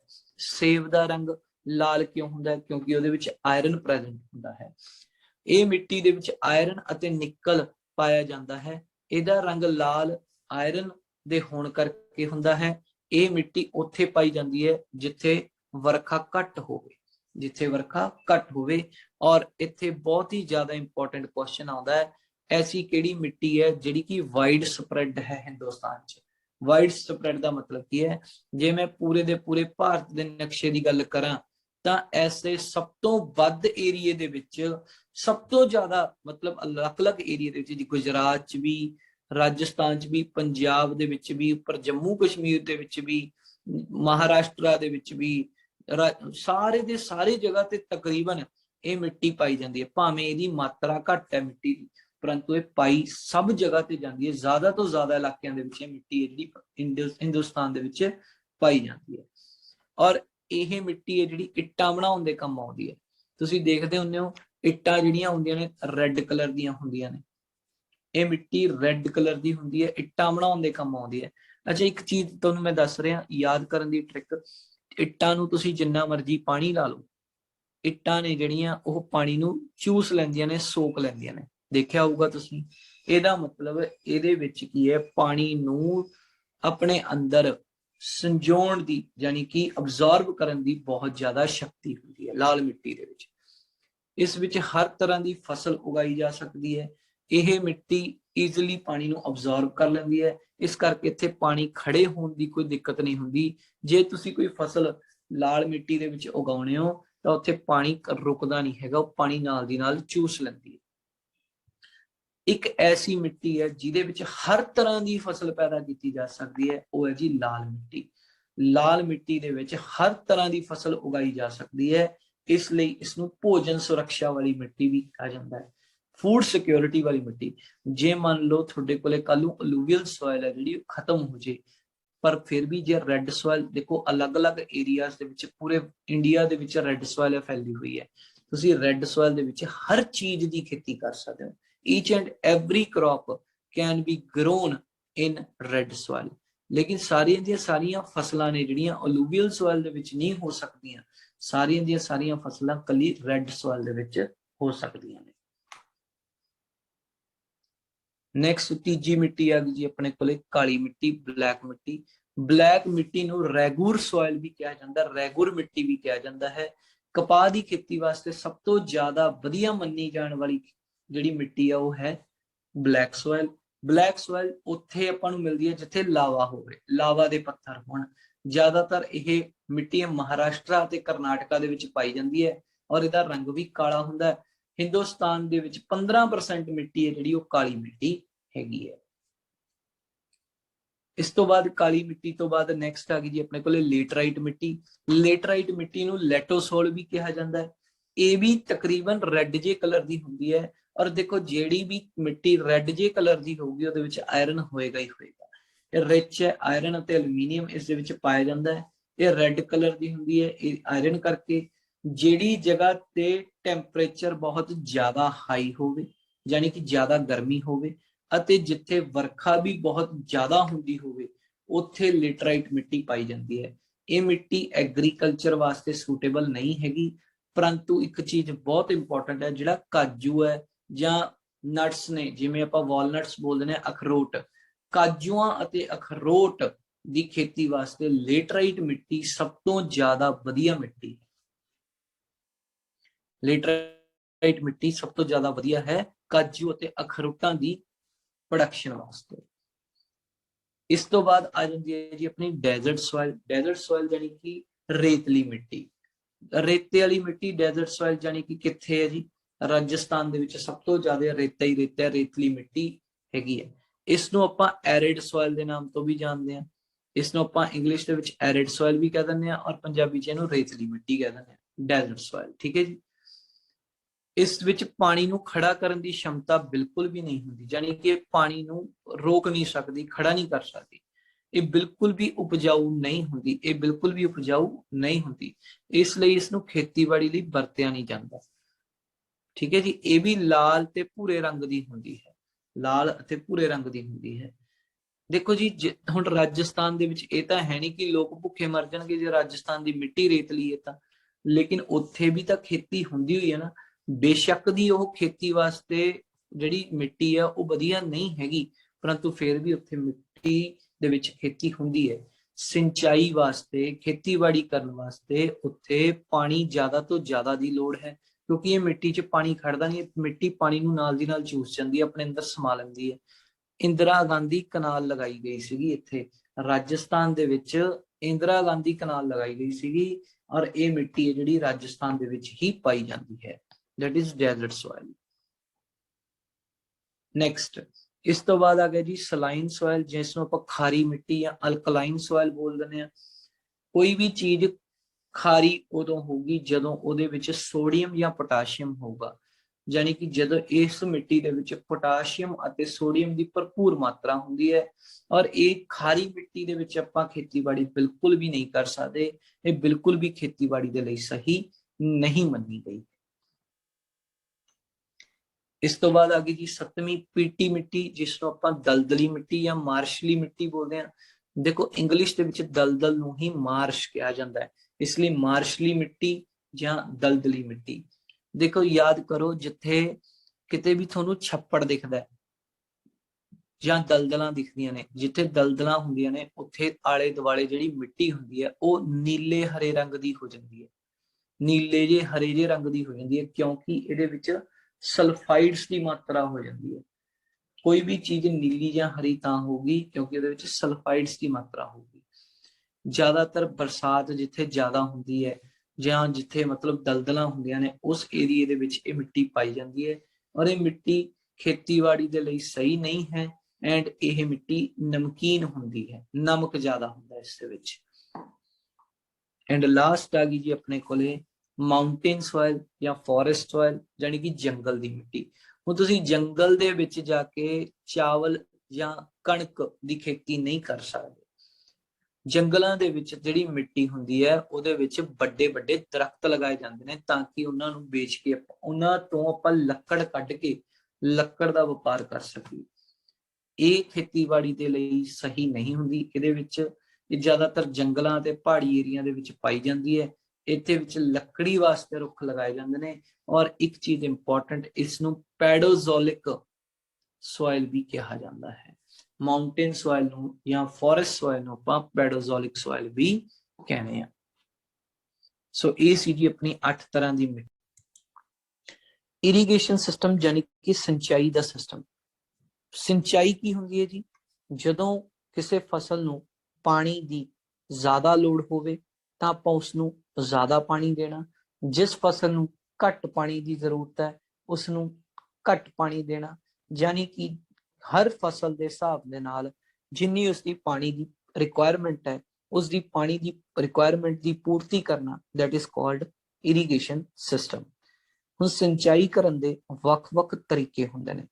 ਸੋ ਅਗਰ ਆਪਾਂ ਪਹਿਲਾਂ ਦੇਖੀਏ ਡੈਫੀਨੇਸ਼ਨ 'ਚ ਕੀ ਲਿਖਿਆ ਹੈ, irrigation is the process of applying water to the crops artificially to fulfill their water requirements।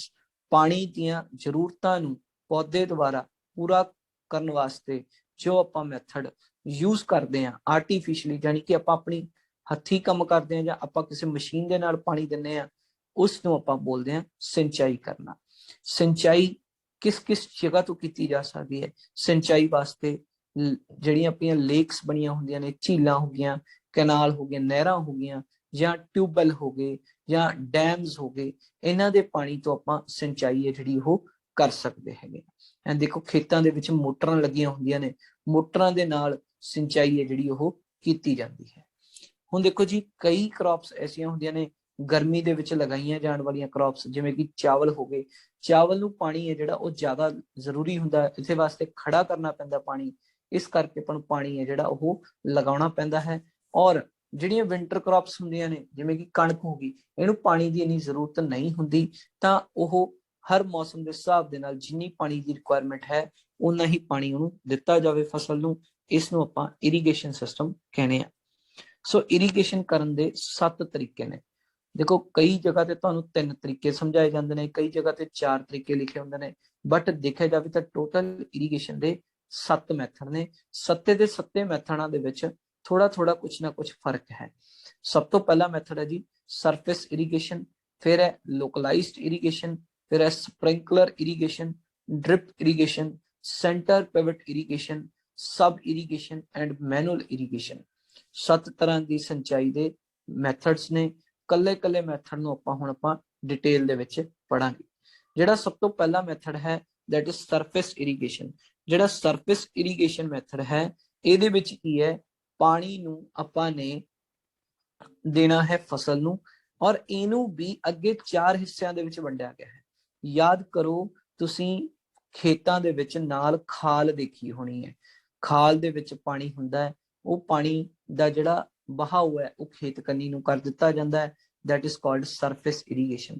ਜਾਂ ਫਿਰ ਸਿੱਧਾ ਮੋਟਰ ਤੋਂ ਪਾਣੀ ਹੈ ਜਿਹੜਾ ਉਹ ਪਾਈਪ ਰਾਹੀਂ ਇੱਕ ਪਾਸੇ ਖੇਤ ਦੇ ਵਿੱਚ ਛੱਡ ਦਿੱਤਾ ਜਾਂਦਾ ਹੈ, ਪਾਣੀ ਆਟੋਮੈਟਿਕਲੀ ਪੂਰੇ ਦੇ ਪੂਰੇ ਖੇਤ ਦੇ ਵਿੱਚ ਫੈਲਦਾ ਰਹਿੰਦਾ ਹੈ। ਇਸ ਚੀਜ਼ ਨੂੰ ਆਪਾਂ ਕੀ ਬੋਲਦੇ ਹਾਂ, ਸਰਫੇਸ ਇਰੀਗੇਸ਼ਨ। ਸਰਫੇਸ ਯਾਨੀ ਕਿ ਧਰਤੀ ਦੇ ਉੱਤੇ ਪਾਣੀ ਲਗਾਉਣਾ, that is called surface irrigation. ਇਹਨੂੰ ਅੱਗੇ 4 ਵੈਰਾਈਟੀਆਂ ਦੇ ਵਿੱਚ ਵੰਡਿਆ ਗਿਆ ਹੈ। ਸਭ ਤੋਂ ਪਹਿਲਾਂ ਹੈ ਫਲੱਡਿੰਗ, ਫਿਰ ਦੂਜਾ ਹੈ ਬੈਡ ਐਂਡ ਬਾਰਡਰ ਮੈਥਡ, ਤੀਜਾ ਹੈ ਬੇਸਿਨ ਮੈਥਡ ਐਂਡ ਚੌਥਾ ਹੈ ਫਰੋ ਮੈਥਡ। ਹੁਣ ਇਹ ਚਾਰੇ ਦੇ ਚਾਰੇ ਮੈਥਡਸ ਨੂੰ ਆਪਾਂ ਡਾਇਗਰਾਮਸ ਦੇ ਨਾਲ ਸਮਝਾਂਗੇ, ਤਾਂ ਕਿ ਤੁਹਾਨੂੰ ਈਜ਼ੀਲੀ ਦੇਖ ਕੇ ਪਤਾ ਲੱਗ ਜੇ ਕਿ ਕਿਹੜੇ ਮੈਥਡਸ ਹੁੰਦੇ ਹਨ। ਤਾਂ ਸਭ ਤੋਂ ਪਹਿਲਾਂ ਆਪਾਂ ਸਿੱਖਣ ਲੱਗੇ ਹਾਂ ਜੀ ਫਲੱਡਿੰਗ ਮੈਥਡ। ਫਲੱਡਿੰਗ ਮੈਥਡ ਕੀ ਹੈ ਜੀ, ਤੁਸੀਂ ਜਿਸ ਤਰ੍ਹਾਂ ਡਾਇਗਰਾਮ ਦੇ ਵਿੱਚ ਦੇਖ ਰਹੇ ਹੋ, ਮੋਟਰ ਤੋਂ ਇੱਕ ਪਾਈਪ ਹੈ ਜਿਹੜੀ ਉਹ ਖੇਤ ਵਿੱਚ ਛੱਡ ਦਿੱਤੀ ਗਈ ਹੈ। ਖੇਤ ਦੇ ਵਿੱਚ ਪਾਣੀ ਹੈ ਜਿਹੜਾ ਉਹ ਇਸ ਤਰ੍ਹਾਂ ਜਾ ਰਿਹਾ ਹੈ ਵੀ ਜਿਵੇਂ ਬਾੜ ਹੀ ਨਾ ਆ ਜਾਵੇ, ਇਸ ਦੀ ਕਰਕੇ ਇਸ ਦਾ ਨਾਮ ਫਲੱਡਿੰਗ ਰੱਖਿਆ ਗਿਆ। ਇੱਕ ਪਾਣੀ ਦੀ ਪਾਈਪ ਨੂੰ ਪਲਾਟ ਦੇ ਵਿੱਚ ਜਾਂ ਪੈਲੀ ਦੇ ਵਿੱਚ ਜਾਂ ਫੀਲਡ ਦੇ ਵਿੱਚ ਖੁੱਲਾ ਛੱਡ ਦਿੱਤਾ, ਅਤੇ ਪਾਣੀ ਹੈ ਜਿਹੜਾ ਉਹ ਕਿਤੇ ਵੀ ਕਿਸੇ ਵੀ ਡਾਇਰੈਕਸ਼ਨ ਦੇ ਵਿੱਚ ਕਿਸੇ ਵੀ ਕਾਰਨਰ ਤੇ ਜਾ ਸਕਦਾ ਹੈ, ਕਿਸੇ ਵੀ ਦਿਸ਼ਾ ਦੇ ਵਿੱਚ ਜਾ ਸਕਦਾ ਹੈ। ਕੰਟੀਨਿਊਸਲੀ ਪਾਣੀ ਜਾਈ ਜਾਂਦਾ ਹੈ। ਦੇਖੋ, ਇੱਕ ਜਗ੍ਹਾ ਤੇ ਤਾਂ ਟੋਆ ਬਣ ਜਾਂਦਾ ਹੈ, ਜਿੱਥੇ ਪਾਣੀ ਜ਼ਿਆਦਾ ਗਿਰੀ ਚੱਲੂ, ਉਹਦੀ ਮਿੱਟੀ ਉਨੀ ਪੋਲੀ ਪਈ ਚੱਲੂਗੀ, ਔਰ ਇੱਕ ਤਰ੍ਹਾਂ ਦਾ ਟੋਆ ਟਾਈਪ ਬਣ ਜਾਂਦਾ ਹੈ। ਯਾਨੀ ਕਿ ਇਹ ਮੈਥਡ ਹੈ ਜਿਹੜਾ ਉਹ ਜ਼ਿਆਦਾ ਕੋਈ ਐਫੀਸ਼ੀਐਂਟ ਮੈਥਡ ਨਹੀਂ ਮੰਨਿਆ ਗਿਆ, ਜ਼ਿਆਦਾ ਕੋਈ ਸਹੀ ਮੈਥਡ ਨਹੀਂ ਮੰਨਿਆ ਗਿਆ। ਇਹਦੇ ਨਾਲ ਸਿਰਫ 20% ਹੀ ਪਾਣੀ ਹੈ ਜਿਹੜਾ ਪੌਦਿਆਂ ਤੱਕ ਪਹੁੰਚਦਾ ਹੈ, ਬਾਕੀ ਦਾ ਪਾਣੀ ਇੱਧਰ ਉੱਧਰ ਲੰਘ ਜਾਂਦਾ ਹੈ, ਜਾਂ ਵੈਪੋਰੇਸ਼ਨ ਯਾਨੀ ਕਿ ਗਰਮੀ ਦੇ ਨਾਲ ਉੱਪਰ ਉੱਡ ਜਾਂਦਾ ਹੈ। ਸੋ ਇਹ ਮੈਥਡ ਹੈ ਜਿਹੜਾ ਕੋਈ ਜ਼ਿਆਦਾ ਵਧੀਆ ਮੈਥਡ ਨਹੀਂ ਮੰਨਿਆ ਗਿਆ। ਪਰੰਤੂ ਇੱਕ ਜਗ੍ਹਾ ਤੇ ਇਹ ਮੈਥਡ ਬਹੁਤ ਵਧੀਆ ਹੈ। ਕਿੱਥੇ? ਜਦੋਂ ਕਿਸਾਨ ਨੇ ਗਰਮੀਆਂ ਦੇ ਵਿੱਚ ਚਾਵਲ ਲਗਾਉਣੇ ਹੁੰਦੇ ਨੇ, ਤਾਂ ਉਹ ਜ਼ਿਆਦਾਤਰ ਇਹੀ ਮੈਥਡ ਯੂਜ਼ ਕਰਦੇ ਨੇ। ਇੱਕ ਵਾਰੀ ਪਾਣੀ ਮੋਟਰ ਚਲਾਤੀ, ਔਰ ਉਹਦੇ ਵਿੱਚ ਪਾਣੀ ਹੈ ਜਿਹੜਾ ਫੀਲਡ ਦੇ ਵਿੱਚ ਜਾਈ ਜਾਂਦਾ ਹੈ, ਕਿਉਂਕਿ ਉਹਦੇ ਵਿੱਚ ਆਪਾਂ ਨੂੰ ਪਾਣੀ ਖੜਾ ਕਰਨਾ ਪੈਂਦਾ ਹੈ। ਇਸ ਕਰਕੇ ਜਿੰਨਾ ਮਰਜ਼ੀ ਪਾਣੀ ਜਿੱਧਰ ਮਰਜ਼ੀ ਮੂਵ ਕਰੇ, ਉਹ ਜਾਊਗਾ ਤਾਂ ਖੇਤ ਦੇ ਵਿੱਚ ਹੀ। ਤਾਂ ਇਸ ਚੀਜ਼ ਨੂੰ ਆਪਾਂ ਬੋਲਦੇ ਹਾਂ ਫਲੱਡਿੰਗ ਮੈਥਡ। ਦੇਖੋ, ਹਰ ਮੈਥਡ ਦੇ ਆਪਣੇ ਆਪਣੇ ਕੁਝ ਫਾਇਦੇ ਨੇ, ਕੁਝ ਆਪਣੇ ਆਪਣੇ ਨੁਕਸਾਨ ਨੇ। ਇਹਦਾ ਫਾਇਦਾ ਕੀ ਹੈ? ਜਿਹੜੀ ਫਸਲ ਦੇ ਵਿੱਚ ਪਾਣੀ ਖੜਾਉਣਾ ਹੋਵੇ, ਉਸ ਫਸਲ ਨੂੰ ਪਾਣੀ ਲਗਾਉਣ ਵਾਸਤੇ ਫਲੱਡਿੰਗ ਮੈਥਡ ਵਧੀਆ ਹੈ। ਲੇਕਿਨ ਜਿਸ ਫੀਲਡ ਦੇ ਵਿੱਚ ਆਪਾਂ ਨੇ ਪਾਣੀ ਖੜਾ ਨਾ ਕਰਨਾ ਹੋਵੇ, ਯਾਨੀ ਕਿ ਅਗਰ ਆਪਾਂ ਨੇ ਕੰਟਰੋਲਡ ਵੇ ਨਾਲ ਪਾਣੀ ਦੇਣਾ ਹੋਵੇ, ਤਾਂ ਉੱਥੇ ਇਹ ਮੈਥਡ ਸਹੀ ਨਹੀਂ ਹੋਏਗਾ। ਸੋ ਦੂਸਰਾ ਮੈਥਡ ਹੈ ਜੀ ਆਪਣੇ ਕੋਲੇ border strip method. Border strip method ਚ ਕੀ ਹੈ ਜੀ? ਦੇਖੋ ਜੀ, ਫੀਲਡ ਦੀਆਂ ਛੋਟੀਆਂ ਕਿਆਰੀਆਂ ਬਣਾ ਦਿੱਤੀਆਂ ਗਈਆਂ ਨੇ। ਜਿਵੇਂ ਕਿਸਾਨ ਨੇ ਕੀ ਕੀਤਾ, ਇੱਕ ਪਾਸੇ ਤੋਂ ਇੱਥੋਂ ਪਾਣੀ ਲਾਉਣਾ ਸ਼ੁਰੂ ਕੀਤਾ। ਪਹਿਲਾਂ ਉਹ ਪੂਰੀ ਦੀ ਪੂਰੀ ਇਸ ਕਿਆਰੀ ਨੂੰ ਪਾਣੀ ਲਗਾਏਗਾ, ਐਂਡ ਜਦੋਂ ਇਹ ਕਿਆਰੀ ਪੂਰੀ ਦੀ ਪੂਰੀ ਪਾਣੀ ਨਾਲ ਤਰ ਹੋ ਗਈ, ਉਸ ਤੋਂ ਬਾਅਦ ਉਹ ਦੂਜੀ ਕਿਆਰੀ ਨੂੰ ਪਾਣੀ ਲਗਾਏਗਾ। ਜ਼ਿਆਦਾਤਰ ਕਿਸਾਨ ਇਹ ਮੈਥਡ ਵੀ ਯੂਜ਼ ਕਰਦੇ ਨੇ। ਇਸ ਨੂੰ ਆਪਾਂ ਬਾਰਡਰ ਸਟ੍ਰਿਪ ਮੈਥਡ ਬੋਲਦੇ ਆ। ਇਹਦੇ ਵਿੱਚ ਕੀ ਹੈ ਜੀ, ਪਾਣੀ ਹੈ ਜਿਹੜਾ ਉਹ ਕਿਆਰੀਆਂ ਦੇ ਵਿੱਚ ਕੰਟਰੋਲਡ ਵੇ ਦੇ ਨਾਲ ਦਿੱਤਾ ਜਾਏਗਾ। So border irrigation is a method of controlled surface flooding. Surface flooding ਦਾ ਮੈਥਡ ਹੈ, ਪਰ ਕੰਟਰੋਲਡ ਵੇ ਦੇ ਨਾਲ। ਠੀਕ ਹੈ ਜੀ। ਜਿਹੜਾ ਫੀਲਡ ਹੈ ਉਹਨੂੰ ਕਿਆਰੀਆਂ ਸਟ੍ਰਿਪਸ ਦੇ ਵਿੱਚ ਡਿਵਾਈਡ ਕਰ ਦਿੱਤਾ ਜਾਂਦਾ ਹੈ। ਪੈਰਲਰ ਬਾਰਡਰ ਬਣਾ ਦਿੱਤੇ ਜਾਂਦੇ ਨੇ, ਜਿਵੇਂ ਆਪਾਂ ਕਹਿੰਦੇ ਬੱਟਾਂ ਬਣਾ ਦਿੱਤੀਆਂ ਗਈਆਂ, ਔਰ ਪਾਣੀ ਦੀ ਸਿੰਚਾਈ ਹੈ ਜਿਹੜੀ ਉਹ ਅਲੱਗ-ਅਲੱਗ ਬੱਟਾਂ ਨੂੰ ਅਲੱਗ-ਅਲੱਗ ਸਟ੍ਰਿਪਸ ਨੂੰ ਕੀਤੀ ਜਾਂਦੀ ਹੈ। ਇੱਕ ਜਗ੍ਹਾ ਤੋਂ ਪਾਣੀ ਛੱਡਿਆ ਜਾਂਦਾ ਹੈ, ਜਦੋਂ ਇਹ ਪੂਰੇ ਹੋ ਜਾਂਦਾ ਹੈ ਉਸ ਤੋਂ ਬਾਅਦ ਫਿਰ ਦੂਜੀ ਜਗ੍ਹਾ ਲਗਾ ਦਿੱਤੀ ਜਾਂਦੀ ਹੈ। ਨੈਕਸਟ ਤੀਜਾ ਹੈ ਜੀ ring basin irrigation. Ring basin irrigation ਜ਼ਿਆਦਾਤਰ ਉੱਥੇ ਕੀਤੀ ਜਾਂਦੀ ਹੈ ਜਿੱਥੇ ਕੋਈ ਜਿਵੇਂ ਅਮਰੂਦਾਂ ਦਾ ਬਾਗ ਹੈ, ਸੇਬਾਂ ਦਾ ਬਾਗ ਹੈ, ਇਹਨਾਂ ਜਗ੍ਹਾ ਦੇ ਉੱਤੇ ਜਿਹੜੀ ਹੈ ਉਹ ਰਿੰਗ ਬੇਸਨ ਜਿਹੜੀ ਇਰੀਗੇਸ਼ਨ ਕੀਤੀ ਜਾਂਦੀ ਹੈ। ਧਿਆਨ ਚ ਲਿਆਓ, ਤੁਸੀਂ ਦੇਖਿਆ ਹੋਊਗਾ ਜਿੱਥੇ ਕਿਤੇ ਕੋਈ ਗਾਰਡਨ ਲੱਗਿਆ ਹੁੰਦਾ ਹੈ, ਗਾਰਡਨ ਦੇ ਵਿੱਚ ਕੋਈ ਵੱਡਾ ਪੌਦਾ ਲੱਗਿਆ ਹੋਇਆ ਹੈ, ਜਿਵੇਂ ਕੋਈ ਫਲ ਵਾਲਾ ਪੌਦਾ ਲੱਗਾ ਹੋਇਆ, ਬੇਰੀ ਲੱਗੀ ਹੋਈ ਹੈ, ਜਾਂ ਆਪਾਂ ਸਪੋਜ਼ ਕਰੋ ਆਪਾਂ ਕਹਿੰਦੇ ਆ ਇਹ ਕੋਈ ਅਮਰੂਦ ਲੱਗੇ ਹੋਏ ਨੇ, ਤਾਂ ਆਲੇ ਦੁਆਲੇ ਲੋਕ ਇੱਟਾਂ ਨਾਲ ਘੇਰਾ ਬਣਾ ਦਿੰਦੇ ਨੇ। ਆਲੇ ਦੁਆਲੇ ਲੋਕ ਇੱਟਾਂ ਨਾਲ, ਇੱਥੇ ਜਿਵੇਂ ਇੱਟਾਂ ਲਗਾਉਣੀਆਂ ਸ਼ੁਰੂ ਕਰਤੀਆਂ, ਸਾਈਡਾਂ ਤੇ ਗੋਲ ਚੁਕਾਰੇ ਦੇ ਵਿੱਚ ਇੱਟਾਂ ਲਗਾਉਣੀਆਂ ਸ਼ੁਰੂ ਕਰ ਦਿੰਦੇ ਨੇ। ਉਹ ਕਿਉਂ? ਕਿਉਂਕਿ ਜਦੋਂ ਸਪੋਜ਼ ਕਰੋ ਇਹਨੂੰ ਪਾਣੀ ਦੇਣਾ ਹੋਵੇ ਤਾਂ ਜਿਹੜਾ ਪਾਣੀ ਹੈ ਉਹ ਇੰਨੇ ਏਰੀਏ ਦੇ ਅੰਦਰ ਅੰਦਰ ਹੀ ਰਵੇ, ਉਹ ਪਾਣੀ ਹੈ ਜਿਹੜਾ ਕਿਤੇ ਹੋਰ ਬਾਹਰ ਨਾ ਚਲਿਆ ਜਾਵੇ। ਇਸ ਤਰ੍ਹਾਂ ਦੀ ਇਰੀਗੇਸ਼ਨ ਦੇ ਮੈਥਡ ਨੂੰ ਆਪਾਂ ਰਿੰਗ ਬੇਸਨ ਇਰੀਗੇਸ਼ਨ ਬੋਲਦੇ ਹੈਗੇ ਆ। ਜਿੱਥੇ ਪਲਾਟ ਦਾ ਸਾਈਜ਼ ਹੋਵੇ ਛੋਟਾ, ਉੱਥੇ ਰਿੰਗ ਬੇਸਨ ਇਰੀਗੇਸ਼ਨ ਹੈ ਜਿਹੜੀ ਉਹ ਵਧੀਆ ਮੰਨੀ ਜਾਂਦੀ ਹੈਗੀ ਹੈ। ਹੁਣ ਤੁਸੀਂ ਦੇਖੋ ਜੀ, ਇਹਦੇ ਵਿੱਚ ਜੇ ਆਪਾਂ ਸਪੋਜ਼ ਕਰੋ ਫਲੱਡਿੰਗ ਕਰ ਦਈਏ ਤਾਂ ਪੂਰੇ ਦਾ ਪੂਰਾ ਦਲਦਲ ਬਣ ਜੂਗੀ ਇੱਕ ਤਰ੍ਹਾਂ ਦੀ। ਸੋ ਇਹਦੇ ਵਿੱਚ ਵੀ ਕੰਟਰੋਲਡ ਵੇ ਦੇ ਨਾਲ ਪਾਣੀ ਜਿਹੜਾ ਉਹ ਛੱਡਿਆ ਜਾਂਦਾ ਹੈ। So ring basin irrigation is suitable for orchards and other high value crops, ਜਿਹਦੇ ਵਿੱਚ ਪਲਾਟ ਦਾ ਸਾਈਜ਼ ਕੀ ਹੋਵੇ, ਸਮਾਲ ਹੋਵੇ। ਜਿਹੜੇ ਕੋਈ ਫਰੂਟਸ ਵਾਲੇ ਦਰਖਤ ਹੁੰਦੇ ਨੇ ਉਹਨਾਂ ਨੂੰ ਇਰੀਗੇਸ਼ਨ ਵਾਸਤੇ ਜ਼ਿਆਦਾਤਰ ਇਹ ਮੈਥਡ ਹੈ ਜਿਹੜਾ ਯੂਜ਼ ਕੀਤਾ ਜਾਂਦਾ ਹੈ। ਨੈਕਸਟ ਆ ਗਿਆ ਜੀ ਫਰੋ ਮੈਥਡ, ਜਿਹਨੂੰ ਆਪਾਂ ਖਾਲ ਕਹਿੰਦੇ ਆ। ਖਾਲ ਜਾਨੀ ਕਿ ਫਰੋ। ਜਿਵੇਂ ਕਿ ਆਲੂਆਂ ਦੀ ਖੇਤੀ ਹੁੰਦੀ ਹੈ, ਕਪਾਹ ਦੀ ਖੇਤੀ ਹੁੰਦੀ ਹੈ, ਗੰਨੇ ਦੀ ਖੇਤੀ ਹੁੰਦੀ ਹੈ, ਜਾਂ ਸਬਜ਼ੀਆਂ ਦੀ ਖੇਤੀ ਹੁੰਦੀ ਹੈ, ਉਹਦੇ ਵਿੱਚ ਪਾਣੀ ਹੈ ਜਿਹੜਾ ਉਹ ਇਸ ਮੈਥਡ ਦੇ ਨਾਲ ਲਗਾਇਆ ਜਾਂਦਾ ਹੈ। ਖਾਲ ਦੇ ਵਿੱਚ ਪਾਣੀ ਛੱਡਤਾ, ਔਰ ਜਿਹਨੂੰ ਆਪਾਂ ਕਹਿੰਦੇ ਨੱਕੇ ਮੋੜ ਤੇ, ਔਰ ਪਾਣੀ ਹੈ ਜਿਹੜਾ ਖੇਤ ਦੇ ਵਿੱਚ ਛੱਡਤਾ, that is called furrow method. Water ਨੂੰ ਫਰੋਜ਼ ਦੇ ਵਿੱਚ ਜਾਨੀ ਕਿ ਖਾਲਾਂ ਦੇ ਵਿੱਚ ਓਪਨ ਕਰ ਦਿੱਤਾ ਜਾਂਦਾ ਹੈ ਤਾਂ ਕਿ ਜਿੰਨਾ ਜਿੰਨਾ ਉਹਨਾਂ ਨੂੰ ਜ਼ਰੂਰਤ ਹੈ ਪਾਣੀ ਆ ਉਹ ਫਸਲ ਨੂੰ ਪਹੁੰਚ ਜਾਵੇ, that is called furrow method, ਜਿਸ ਤਰ੍ਹਾਂ ਕਿ ਤੁਸੀਂ ਡਾਇਗਰਾਮ ਦੇ ਵਿੱਚ ਦੇਖ ਰਹੇ ਹੋ। ਸੋ ਇਹ ਜਿਹੜੇ ਚਾਰੇ ਦੇ ਚਾਰੇ ਮੈਥਡ ਸੀ, ਇਹ ਚਾਰੇ ਦੇ ਚਾਰੇ ਮੈਥਡ ਆਪਣੇ ਸਰਫੇਸ ਇਰੀਗੇਸ਼ਨ ਦੇ ਮੈਥਡ ਨੇ। ਇੱਥੇ ਆਪਣਾ ਪਹਿਲਾ ਟਾਈਪ ਜਾਨੀ ਕਿ ਸਰਫੇਸ ਇਰੀਗੇਸ਼ਨ ਹੈ ਜਿਹੜਾ ਉਹ ਕੰਪਲੀਟ ਹੋ ਜਾਂਦਾ ਹੈ। ਇਸ ਤੋਂ ਬਾਅਦ ਆਪਾਂ ਦੂਸਰੇ ਮੈਥਡ ਤੇ ਪਹੁੰਚਦੇ ਹਾਂ, that is localised method. What is localised method? ਦੇਖਣ ਨੂੰ ਇਹਨਾਂ ਮੈਥਡਾਂ ਦੇ ਵਿੱਚ ਜਿਹੜਾ ਫਰਕ ਹੈ ਜ਼ਿਆਦਾ ਨਜ਼ਰ ਨਹੀਂ ਆਊਗਾ, ਬਟ ਲੋਕਲਾਈਜ਼ਡ ਮੈਥਡ ਹੈ ਕੀ, ਦੇਖੋ ਲੋਕਲਾਈਜ਼ਡ ਮੈਥਡ ਦੇ ਵਿੱਚ ਕੀ ਹੈ, ਇੱਕ ਪਾਈਪ ਦੇ ਵਿੱਚ ਛੋਟੀਆਂ-ਛੋਟੀਆਂ ਗਲੀਆਂ ਕੱਢਤੀਆਂ। ਇੱਕ ਪਾਈਪ ਹੈ, ਉਸ ਪਾਈਪ ਦੇ ਵਿੱਚ ਛੋਟੀਆਂ-ਛੋਟੀਆਂ ਗਲੀਆਂ ਕੱਢਤੀਆਂ ਔਰ ਪਾਈਪ ਨੂੰ ਫੀਲਡ ਦੇ ਵਿੱਚ ਛੱਡਤਾ। ਇਹ ਜਾਨੀ ਕਿ ਬਿਲਕੁਲ ਲੋ ਪ੍ਰੈਸ਼ਰ ਤੇ ਆਪਾਂ ਨੇ ਜਦੋਂ ਸਿੰਚਾਈ ਕਰਨੀ ਹੈ, ਦੈਟ ਇਜ਼ ਕਾਲਡ ਲੋਕਲਾਈਜ਼ਡ ਇਰੀਗੇਸ਼ਨ। ਜਿਸ ਤਰ੍ਹਾਂ ਤੁਸੀਂ ਡਾਇਗਰਾਮ 'ਚ ਦੇਖ ਰਹੇ ਹੋ, ਇੱਕ ਪਾਈਪ ਹੈ, ਇਸ ਪਾਈਪ ਦੇ ਵਿੱਚ ਛੋਟੀਆਂ-ਛੋਟੀਆਂ ਗਲੀਆਂ ਕਰ ਦਿੱਤੀਆਂ ਗਈਆਂ ਨੇ ਔਰ ਇਸ ਨੂੰ ਖੇਤ ਦੇ ਵਿੱਚ ਛੱਡ ਦਿੱਤਾ ਗਿਆ ਹੈ, ਔਰ ਪਾਣੀ ਹੈ ਜਿਹੜਾ ਛੋਟੇ-ਛੋਟੇ ਪਲਾਂਟਸ ਨੂੰ, ਪੌਦਿਆਂ ਨੂੰ ਮਿਲਦਾ ਰਵੇ ਕੰਟਰੋਲਡ ਵੇ ਦੇ ਵਿੱਚ, ਲੋ ਪ੍ਰੈਸ਼ਰ ਦੇ ਵਿੱਚ, ਦੈਟ ਇਜ਼ ਕਾਲਡ ਲੋਕਲਾਈਜ਼ਡ ਇਰੀਗੇਸ਼ਨ। ਇਸ ਤੋਂ ਬਾਅਦ ਤੀਜੀ ਹੈ ਜੀ ਸਪ੍ਰਿੰਕਲਰ ਇਰੀਗੇਸ਼ਨ। ਸਪ੍ਰਿੰਕਲਰ ਇਰੀਗੇਸ਼ਨ ਤੁਸੀਂ ਦੇਖੀ ਹੋਊਗੀ, ਜਿਹੜੇ ਪਾਣੀ ਦੇ ਫੁਹਾਰੇ ਲੱਗੇ ਹੁੰਦੇ ਨੇ, ਜਦੋਂ ਪਾਣੀ ਨੂੰ ਹਵਾ ਦੇ ਵਿੱਚ ਛੱਡਿਆ ਜਾਂਦਾ ਹੈ ਔਰ ਪਾਣੀ ਦੇ ਜਿਹੜੇ ਛਿੱਟੇ ਨੇ ਉਹ ਪੌਦੇ ਦੇ ਉੱਪਰ ਜਾਨੀ ਕਿ ਉੱਪਰਲੇ ਪਾਸੇ ਪੈਂਦੇ ਨੇ, ਪੱਤਿਆਂ ਤੇ ਪੈਂਦੇ ਨੇ, that is called sprinkler irrigation. ਇਹਦੇ ਵਿੱਚ ਸਪ੍ਰਿੰਕਲਰ ਇਰੀਗੇਸ਼ਨ ਦੀ ਇੱਕ ਖਾਸੀਅਤ ਹੁੰਦੀ ਹੈ ਜੀ, ਜਦੋਂ ਆਪਾਂ ਪਾਣੀ ਸਿੱਧਾ ਜੜ ਨੂੰ ਨਹੀਂ ਲਗਾਉਣਾ, ਪਾਣੀ ਆਪਾਂ ਪੌਦੇ ਦੇ ਉੱਪਰਲੇ ਹਿੱਸੇ ਨੂੰ ਦੇਣਾ ਹੈ, ਉਦੋਂ ਆਪਾਂ ਇਹ ਮੈਥਡ ਹੈ ਜਿਹੜਾ ਉਹ ਵਰਤਦੇ ਹਾਂ, that is called sprinkler irrigation. ਲੇਕਿਨ ਫਿਰ ਵੀ ਪਾਣੀ ਹੈ ਜਿਹੜਾ ਉਹ ਜੜ ਨੂੰ ਤਾਂ ਲੱਗਦਾ ਹੀ ਹੈ, ਜੜ ਨੂੰ ਤਾਂ ਪਹੁੰਚਦਾ ਹੀ ਹੈ। ਆਪਾਂ ਪਾਣੀ ਸਿੱਧਾ ਜੜ ਨੂੰ ਨਹੀਂ ਲਗਾ ਰਹੇ, ਆਪਾਂ ਪਾਣੀ ਪਹਿਲਾਂ ਉੱਪਰ ਪੌਦੇ ਨੂੰ ਲਗਾ ਰਹੇ ਹਾਂ। ਇਹਦੇ ਨਾਲ ਕੀ ਹੈ, ਪੌਦਾ ਜਿਹੜਾ ਉੱਪਰ ਪੌਦੇ ਨੂੰ ਕੋਈ ਵੀੜ ਲੱਗੀ ਹੋਈ ਹੈ ਜਾਂ ਕੋਈ ਇਨਸੈਕਟ ਲੱਗਿਆ ਗਿਆ ਹੈ, ਉਹ ਪਾਣੀ ਦੇ ਵਿੱਚ, ਪਾਣੀ ਦੇ ਨਾਲ ਉਹ ਝੜ ਜਾਂਦਾ ਹੈ। ਇਸ ਤਰ੍ਹਾਂ ਦੀ ਇਰੀਗੇਸ਼ਨ ਨੂੰ ਆਪਾਂ ਸਪ੍ਰਿੰਕਲਰ ਇਰੀਗੇਸ਼ਨ ਬੋਲਦੇ ਹਾਂ। ਇਹਦੇ ਵਿੱਚ ਕੀ ਨੇ, ਪਾਈਪਾਂ ਦੇ ਉੱਤੇ ਨੋਜ਼ਲਾਂ ਲੱਗੀਆਂ ਹੋਈਆਂ ਨੇ ਔਰ ਪਾਣੀ ਹੈ ਜਿਹੜਾ ਹਵਾ ਦੇ ਵਿੱਚ ਸਪਰੇਅ ਕੀਤਾ ਜਾਂਦਾ ਹੈ, ਔਰ ਉਸ ਤੋਂ ਬਾਅਦ ਉਹ ਪਲਾਂਟ ਦੇ ਉੱਤੇ, ਪੌਦੇ ਦੇ ਉੱਤੇ ਪਾਣੀ ਹੈ ਜਿਹੜਾ ਉਹ ਪੈਂਦਾ ਹੈ, ਔਰ ਇਹਦੇ ਨਾਲ ਕੀ ਜਿਹੜੀ ਸੋਇਲ ਹੈ ਜਿਹੜੀ ਉਹ, ਉਹਦੇ ਵਿੱਚ ਪਾਣੀ ਘੱਟ ਜਾਂਦਾ ਹੈ, ਪੌਦੇ ਨੂੰ ਪਾਣੀ ਜ਼ਿਆਦਾ ਲੱਗਦਾ ਹੈ। ਨੈਕਸਟ ਆ ਗਈ ਜੀ ਡ੍ਰਿਪ ਇਰੀਗੇਸ਼ਨ। ਡ੍ਰਿਪ ਇਰੀਗੇਸ਼ਨ ਹੁੰਦਾ ਜਦੋਂ ਪੌਦੇ ਦੀ ਜੜ ਨੂੰ ਪਾਣੀ ਲਗਾਉਣਾ ਹੈ ਲੇਕਿਨ ਪੌਦੇ ਦੇ ਉੱਤੇ ਪੱਤੇ ਨੂੰ ਪਾਣੀ ਨਹੀਂ ਲਗਾਉਣਾ। ਇਹ ਉਲਟਾ ਹੈ ਬਿਲਕੁਲ। ਉਹਦੇ ਵਿੱਚ ਆਪਾਂ ਜੜ ਨੂੰ ਪਾਣੀ ਨਹੀਂ ਲਗਾ ਰਹੇ ਡਾਇਰੈਕਟਲੀ, ਆਪਾਂ ਪੌਦੇ ਦੇ ਪੱਤੇ ਨੂੰ ਪਾਣੀ ਲਗਾ ਰਹੇ ਸੀ। ਇਸ ਦੇ ਵਿੱਚ ਕੀ ਡ੍ਰਿਪ ਇਰੀਗੇਸ਼ਨ ਵਿੱਚ ਤੁਪਕਾ ਤੁਪਕਾ ਕੱਲੀ ਰੂਟ ਨੂੰ ਪਾਣੀ ਦੇਣਾ, that is called drip irrigation. ਇਹ ਬਹੁਤ ਹੀ ਕਾਸਟਲੀ ਅਤੇ ਬਹੁਤ ਜ਼ਿਆਦਾ ਸੰਭਾਲ ਵਾਲੀ ਇਰੀਗੇਸ਼ਨ ਹੈ ਔਰ ਇਹ ਬਹੁਤ ਜ਼ਿਆਦਾ ਟਾਈਮ ਕੰਜ਼ਿਊਮਿੰਗ ਇਰੀਗੇਸ਼ਨ ਦਾ ਮੈਥਡ ਹੈ। ਨੈਕਸਟ ਆ ਜਾਂਦੀ ਹੈ ਜੀ ਆਪਣੇ ਕੋਲ ਸੈਂਟਰ ਪਾਈਵਟ ਇਰੀਗੇਸ਼ਨ।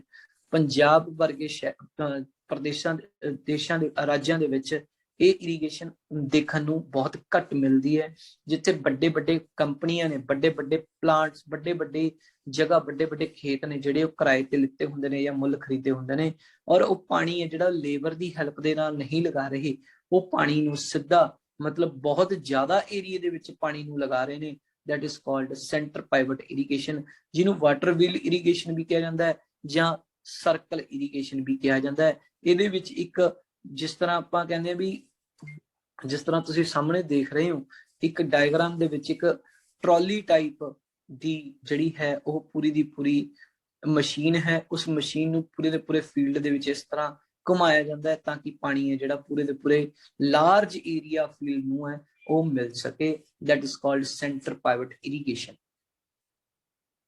ਇਸ ਤੋਂ ਬਾਅਦ ਨੈਕਸਟ ਆ ਜਾਂਦਾ ਜੀ ਸਬ ਇਰੀਗੇਸ਼ਨ। ਸਬ ਇਰੀਗੇਸ਼ਨ ਦੇ ਵਿੱਚ ਕੀ ਹੈ, ਪਾਣੀ ਨੂੰ ਸਿੱਧਾ ਜੜ ਤੇ ਲਗਾਉਣਾ। ਜਿਵੇਂ ਡ੍ਰਿਪ ਇਰੀਗੇਸ਼ਨ ਸੀਗੀ, ਪਾਣੀ ਨੂੰ ਸਿੱਧਾ ਜੜ ਤੇ ਲਗਾਉਣਾ ਹੈ, ਉਸੇ ਤਰ੍ਹਾਂ ਕੀ ਹੈ ਸਬ ਇਰੀਗੇਸ਼ਨ ਹੈ। ਸਬ ਇਰੀਗੇਸ਼ਨ ਵੀ ਕੀ ਹੈ ਜੀ, ਪਲਾਂਟ ਦੀ ਜੜ ਨੂੰ ਪਾਣੀ ਲਗਾਉਣਾ, that is called sub irrigation. ਔਰ ਇਸ ਨੂੰ ਸੀਪੇਜ ਇਰੀਗੇਸ਼ਨ ਵੀ ਕਿਹਾ ਜਾਂਦਾ ਹੈ। ਹੁਣ ਇਹਦੇ ਵਿੱਚ ਕੀ ਹੈ, ਉਹਦੇ ਵਿੱਚ ਤਾਂ ਆਪਾਂ ਪਾਣੀ ਤੁਪਕਾ ਤੁਪਕਾ ਲਗਾ ਰਹੇ ਸੀ, ਇਹਦੇ ਵਿੱਚ ਸਿੱਧਾ ਪਾਣੀ ਆਪਾਂ ਨੇ ਜੜ ਨੂੰ ਲਗਾਤਾ, ਲੇਕਿਨ ਇਹਦੇ ਵਿੱਚ ਪਾਣੀ ਹੈ ਜਿਹੜਾ ਤੁਪਕਾ ਤੁਪਕਾ ਕਰਕੇ ਨਹੀਂ ਲਗਾ ਰਹੇ, ਉਹ ਸਿੱਧਾ ਜੜ ਦੇ ਵਿੱਚ ਹੀ ਪਾਣੀ ਪਾ ਰਹੇ ਆ। ਇਸ ਦੇ ਵਿੱਚ ਪੌਦੇ ਦੇ ਫੁੱਲ ਨੂੰ ਜਾਂ ਪੱਤੇ ਨੂੰ ਪਾਣੀ ਨਹੀਂ ਲਗਾਇਆ ਜਾਂਦਾ ਔਰ ਸਿੱਧਾ ਜੜ ਨੂੰ ਪਾਣੀ ਲਗਾਇਆ ਜਾਂਦਾ। ਜਿਵੇਂ ਇਹ ਪਾਣੀ ਦਾ ਮੈਥਡ ਹੈ ਜਿਹੜਾ ਸਿੰਚਾਈ ਦਾ ਮੈਥਡ, ਟਮਾਟਰਾਂ ਦੀ ਜਦੋਂ ਖੇਤੀ ਹੁੰਦੀ ਹੈ, ਜੇ ਟਮਾਟਰਾਂ ਨੂੰ ਉੱਪਰ ਪਾਣੀ ਲਗਾ ਦਈਏ ਤਾਂ ਟਮਾਟਰ ਹੈ ਜਿਹੜੇ ਗਲ ਸਕਦੇ ਨੇ, ਇਸ ਕਰਕੇ ਟਮਾਟਰਾਂ ਨੂੰ ਪਾਣੀ ਨਹੀਂ ਲਗਾਇਆ ਜਾਂਦਾ, ਟਮਾਟਰਾਂ ਦੀ ਜਿਹੜੀ ਜੜ ਹੁੰਦੀ ਹੈ ਉਹਨੂੰ ਪਾਣੀ ਲਗਾਇਆ ਜਾਂਦਾ। ਉਸੇ ਤਰ੍ਹਾਂ ਕਾਲੀ ਮਿਰਚ ਹੁੰਦੀ ਹੈ ਜਿਹੜੀ ਪੀਪਰ, ਕਾਲੀ ਮਿਰਚ ਦੇ ਪੌਦੇ ਨੂੰ ਵੀ ਪਾਣੀ ਜੜ ਨੂੰ ਲਗਾਇਆ ਜਾਂਦਾ ਹੈ। ਅਗਰ ਪਾਣੀ ਉੱਪਰ ਫੁੱਲ ਨੂੰ ਲਗਾ ਦਿੱਤਾ ਜਾਵੇ ਜਾਂ ਫਲਾਵਰ ਨੂੰ ਲਗਾ ਦਿੱਤਾ ਜਾਵੇ ਜਾਂ ਪੱਤੇ ਨੂੰ ਲਗਾ ਦਿੱਤੇ ਜਾਵੇ ਤਾਂ ਕਾਲੀ ਮਿਰਚ ਹੈ ਜਿਹੜੀ ਉਹ ਖਰਾਬ ਹੋ ਸਕਦੀ ਹੈ। ਇਸ ਕਰਕੇ ਜਦੋਂ ਪਾਣੀ ਸਿੱਧਾ ਜੜ ਨੂੰ ਲਗਾਇਆ ਜਾਵੇ, that is called sub irrigation. Drip irrigation ਔਰ ਸਬ ਇਰੀਗੇਸ਼ਨ ਦੇ ਵਿੱਚ ਫਰਕ ਇੰਨਾ ਕੀ ਹੈ, ਡ੍ਰਿਪ ਇਰੀਗੇਸ਼ਨ 'ਚ ਤੁਪਕਾ ਤੁਪਕਾ ਪਾਣੀ ਲਗਾਉਣਾ ਹੈ, ਲੇਕਿਨ ਸਬ ਇਰੀਗੇਸ਼ਨ ਦੇ ਵਿੱਚ ਆਪਾਂ ਪਾਣੀ ਜ਼ਿਆਦਾ ਮਾਤਰਾ ਦੇ ਵਿੱਚ ਲਗਾ ਸਕਦੇ ਹਾਂ। ਨੈਕਸਟ ਹੈ ਜੀ ਮੈਨੂਅਲ ਇਰੀਗੇਸ਼ਨ। ਮੈਨੂਅਲ ਇਰੀਗੇਸ਼ਨ ਉਹ ਹੁੰਦੀ ਹੈ ਜਦੋਂ ਕਿਸਾਨ ਆਪਣੇ ਮੋਢਿਆਂ ਤੇ ਢੋਲੀ ਚੱਕ ਲੇ ਔਰ ਖੇਤ ਦੇ ਵਿੱਚ ਚਲਾ ਜਾਵੇ ਕਿਆਰੀਆਂ ਨੂੰ ਪਾਣੀ ਦੇਣ ਵਾਸਤੇ, that is called manual irrigation. Manual ਸ਼ਬਦ ਤੋਂ ਹੀ ਪਤਾ ਚੱਲਦਾ ਹੈ, ਮੈਨੂਅਲ ਯਾਨੀ ਕਿ ਮੈਨ ਨੇ ਆਪਣੀ ਮਰਜ਼ੀ ਨਾਲ ਜਿਸ ਵੀ ਤਰੀਕੇ ਨਾਲ ਇਰੀਗੇਸ਼ਨ ਆਪ ਕਰਨੀ ਹੈ, that is called manual irrigation. ਇਹ ਲੇਬਰ ਇੰਟੈਂਸਿਵ ਇਰੀਗੇਸ਼ਨ ਹੈ, ਟਾਈਮ ਕੰਜ਼ਿਊਮਿੰਗ ਇਰੀਗੇਸ਼ਨ ਹੈ। ਇਹਦੇ ਵਿੱਚ ਟਾਈਮ ਜ਼ਿਆਦਾ ਲੱਗਦਾ ਕਿਉਂਕਿ ਕਿਸਾਨ ਨੂੰ ਆਪ ਨੂੰ ਇਹ ਇਰੀਗੇਸ਼ਨ ਹੈ ਸਿੰਚਾਈ ਹੈ ਜਿਹੜੀ ਕਰਨੀ ਪੈਂਦੀ ਹੈ, ਮੈਨੂਅਲੀ ਕਰਨੀ ਪੈਂਦੀ ਹੈ। ਜਿਸ ਤਰ੍ਹਾਂ ਤੁਸੀਂ ਡਾਇਗਰਾਮ ਦੇ ਵਿੱਚ ਦੇਖ ਰਹੇ ਹੋ, ਬੰਦਾ 2 ਢੋਲੀਆਂ ਲੈ ਕੇ ਕਿਆਰੀਆਂ ਨੂੰ ਪਾਣੀ ਲਾਈ ਜਾਂਦਾ ਹੈ, ਜੇ ਪੌਦਿਆਂ ਨੂੰ ਪਾਣੀ ਲਗਾ ਰਿਹਾ, that is called manual irrigation. In the last slide we are given sources of water irrigation। ਸਿੰਚਾਈ ਕਰਨ ਦੇ sources ਕੀ ਨੇ, ਆਪਾਂ ਨੂੰ ਪਾਣੀ ਹੈ ਜਿਹੜਾ ਕਿੱਥੋਂ ਕਿੱਥੋਂ ਮਿਲਦਾ ਹੈ। ਜਿਸ ਤਰ੍ਹਾਂ ਕਿ ਆਪਾਂ ਪਹਿਲਾਂ ਵੀ ਪੜ੍ਹਿਆ, ਆਪਾਂ ਨੂੰ ਪਾਣੀ ਹੈ ਜਿਹੜਾ ਉਹ ਕਨਾਲਾਂ ਤੋਂ ਮਿਲਦਾ ਹੈ, ਜਾਨੀ ਕਿ ਨਹਿਰਾਂ ਤੋਂ ਮਿਲਦਾ ਹੈ। ਕਈ ਨਹਿਰਾਂ ਇਹੋ ਜਿਹੀਆਂ ਹੁੰਦੀਆਂ ਨੇ ਜਿਨ੍ਹਾਂ ਦੇ ਵਿੱਚ ਪਾਣੀ ਸੀਜ਼ਨਲੀ ਆਉਂਦਾ, ਜਾਨੀ ਕਿ ਜਦੋਂ ਬਰਸਾਤ ਦਾ ਮੌਸਮ ਹੁੰਦਾ ਹੈ ਸਿਰਫ ਉਦੋਂ ਹੀ ਪਾਣੀ ਉਹਨਾਂ ਦੇ ਵਿੱਚ ਹੁੰਦਾ ਹੈ। ਜਿਵੇਂ ਤੁਸੀਂ ਕਈ ਵਾਰ ਕੱਸੀਆਂ ਦੇਖੀਆਂ ਹੁੰਦੀਆਂ ਨੇ, ਕੱਸੀਆਂ ਦੇ ਵਿੱਚ ਵੀ ਪਾਣੀ ਸਾਰਾ ਸਾਲ ਨਹੀਂ ਹੁੰਦਾ, ਸੀਜ਼ਨਲ ਹੀ ਹੁੰਦਾ ਹੈ, ਕਦੇ ਕਦੇ ਪਾਣੀ ਹੁੰਦਾ, ਕਦੇ ਕਦੇ ਪਾਣੀ ਨਹੀਂ ਹੁੰਦਾ। ਉਸੇ ਤਰ੍ਹਾਂ ਜਿਹੜੀਆਂ ਨਹਿਰਾਂ ਸੀਜ਼ਨਲ ਨਹਿਰਾਂ ਨੇ ਉਹਨਾਂ ਤੋਂ ਆਪਾਂ ਸਿੰਚਾਈ ਦੇ ਵਾਸਤੇ ਪਾਣੀ ਵਰਤ ਸਕਦੇ ਹਾਂ, ਅਤੇ ਕੁਝ ਨਹਿਰਾਂ ਐਸੀਆਂ ਨੇ ਰੈਗੂਲਰ ਨਹਿਰਾਂ ਜਾਨੀ ਕਿ ਜਿਹਦੇ ਵਿੱਚ 12 ਮਹੀਨੇ 30 ਦਿਨ ਪਾਣੀ ਹੈ ਜਿਹੜਾ ਵਹਿੰਦਾ ਰਹਿੰਦਾ ਹੈ, ਉਹਨਾਂ ਨਹਿਰਾਂ ਦੇ ਪਾਣੀ ਨੂੰ ਆਪਾਂ ਸਿੰਚਾਈ ਵਾਸਤੇ ਵਰਤ ਸਕਦੇ ਹਾਂ। ਐਂਡ ਦੂਜੀ ਚੀਜ਼ ਹੈ ਜੀ ਪੌਂਡਸ, ਜਿਵੇਂ ਆਪਾਂ ਛੱਪੜ ਨੇ, ਤਲਾਬ ਨੇ ਜਾਂ ਨਦੀਆਂ ਨੇ ਜਾਂ ਝਰਨੇ ਨੇ, ਇਹਨਾਂ ਦੇ ਪਾਣੀ ਨੂੰ ਆਪਾਂ ਸਿੰਚਾਈ ਵਾਸਤੇ ਵਰਤ ਸਕਦੇ ਹਾਂ। ਐਂਡ ਨੈਕਸਟ ਹੈਗਾ ਜੀ ਆਪਣੇ ਕੋਲੇ ਅੰਡਰਗਰਾਉਂਡ ਪਾਣੀ। ਇਹ ਤਾਂ ਜਿਹੜਾ ਆਪਾਂ ਨੂੰ ਪਾਣੀ ਆਪਾਂ ਨੂੰ ਬਾਹਰ ਦਿਖ ਰਿਹਾ ਨਦੀਆਂ ਦੇ ਵਿੱਚ, ਝਰਨਿਆਂ ਦੇ ਵਿੱਚ, ਉਹ ਤਾਂ ਹੋ ਗਿਆ ਗਰਾਊਂਡ ਵਾਟਰ। ਐਂਡ ਨੈਕਸਟ ਹੈ ਜੀ ਅੰਡਰਗਰਾਉਂਡ ਵਾਟਰ, ਜਿਵੇਂ ਕਿ ਆਪਾਂ ਕਹਿ ਦਿੰਦੇ ਹਾਂ ਖੂਹ ਦੇ ਵਿੱਚੋਂ ਪਾਣੀ ਕੱਢਣਾ, ਟਿਊਬਵੈਲ ਦੇ ਵਿੱਚੋਂ ਪਾਣੀ ਕੱਢਣਾ। ਐਕਿਊਫਾਇਰ ਜਾਨੀ ਕਿ ਆਪਾਂ ਸਮਰਸੀਬਲ ਦਾ ਪੰਪ ਲਗਵਾ ਲਿਆ, ਉਸ ਦੇ ਰਾਹੀਂ ਪੰਪ ਦੇ ਰਾਹੀਂ ਹੈ ਜਿਹੜਾ ਪਾਣੀ ਹੈ ਜਿਹੜਾ ਧਰਤੀ ਦੇ ਵਿੱਚੋਂ ਕੱਢਣਾ। ਹਾਈਡ੍ਰੋਲਿਕ ਪੰਪ ਜਿਹਨੂੰ ਆਪਾਂ ਨਲਕਾ ਕਹਿ ਦਿੰਦੇ ਹਾਂ, ਨਲਕੇ ਰਾਹੀਂ ਪਾਣੀ ਕੱਢਣਾ। ਉਸ ਪਾਣੀ ਨੂੰ ਆਪਾਂ ਜਦੋਂ ਸਿੰਚਾਈ ਵਾਸਤੇ ਵਰਤਦੇ ਹਾਂ, ਇਹ ਵੀ ਇੱਕ ਪਾਣੀ ਦੀ ਸਿੰਚਾਈ ਵਾਸਤੇ ਪਾਣੀ ਹੈ ਜਿਹੜਾ ਉਹ ਆਪਾਂ ਨੂੰ ਇੱਥੋਂ ਮਿਲਦਾ ਹੈ। ਇਹ these are the sources of water irrigation। So friends, ਅੱਜ ਦੇ ਇਸ ਲੈਕਚਰ ਦੇ ਵਿੱਚ ਆਪਾਂ ਨੇ ਐਗਰੀਕਲਚਰ ਬਾਰੇ ਬਹੁਤ ਕੁਝ ਸਿੱਖਿਆ, ਜਿਸ ਤਰ੍ਹਾਂ ਕਿ ਐਗਰੀਕਲਚਰ ਦੀਆਂ ਸਾਰੀਆਂ ਕ੍ਰਾਂਤੀਆਂ ਬਾਰੇ ਪਤਾ ਕੀਤਾ, ਐਗਰੀਕਲਚਰ ਦੇ ਨਾਲ ਸੰਬੰਧਿਤ ਸੋਇਲ ਚੈਪਟਰ ਮਿੱਟੀ ਬਾਰੇ ਆਪਾਂ ਜਾਣਿਆ, ਔਰ ਨਾਲ ਹੀ ਆਪਾਂ ਐਗਰੀਕਲਚਰ ਦਾ ਇਰੀਗੇਸ਼ਨ ਸਿਸਟਮ ਕੰਪਲੀਟ ਕਰ ਚੁੱਕੇ ਹਾਂ। ਇਸ ਦੇ ਨਾਲ ਆਪਾਂ ਐਗਰੀਕਲਚਰ ਦਾ ਤਕਰੀਬਨ 65% ਹਿੱਸਾ ਕਵਰ ਕਰ ਚੁੱਕੇ ਹਾਂ। ਸੋ ਮੇਰੇ ਫਰੈਂਡਸ, ਜਿਨ੍ਹਾਂ ਨੇ ਪਹਿਲਾ ਭਾਗ ਨਹੀਂ ਦੇਖਿਆ ਉਹ ਇਸ ਨੂੰ ਜ਼ਰੂਰ ਦੇਖ ਲੈਣ, ਔਰ ਆਉਣ ਵਾਲੀ ਤੀਸਰੀ ਵੀਡੀਓ ਦੇ ਵਿੱਚ ਜੋ ਰਿਮੇਨਿੰਗ 35% ਪਾਰਟ ਹੈ ਉਸ ਨੂੰ ਆਪਾਂ ਕਵਰ ਕਰਾਂਗੇ ਔਰ ਐਗਰੀਕਲਚਰ ਦਾ ਪੂਰਾ ਸਿਲੇਬਸ ਕੰਪਲੀਟ ਕਰਾਂਗੇ। ਇਹ ਵੀਡੀਓਜ਼ ਤੁਹਾਡੇ ਪਟਵਾਰੀ ਦੇ ਪੇਪਰ ਦੇ ਲਈ ਬਹੁਤ ਹੀ ਸਹਾਈ ਹੋਣਗੀਆਂ। ਸੋ ਅਗਰ ਤੁਹਾਨੂੰ ਮੇਰੀ ਵੀਡੀਓ ਪਸੰਦ ਆਈ ਤਾਂ ਮੇਰੇ YouTube ਚੈਨਲ ਨੂੰ ਸਬਸਕ੍ਰਾਈਬ ਕਰੋ ਔਰ ਜ਼ਿਆਦਾ ਤੋਂ ਜ਼ਿਆਦਾ ਆਪਣੇ ਮਿੱਤਰਾਂ ਦੇ ਨਾਲ ਸ਼ੇਅਰ ਕਰ ਦਿਓ। ਅੱਜ ਲਈ ਇੰਨਾ ਹੀ। Thank you so much.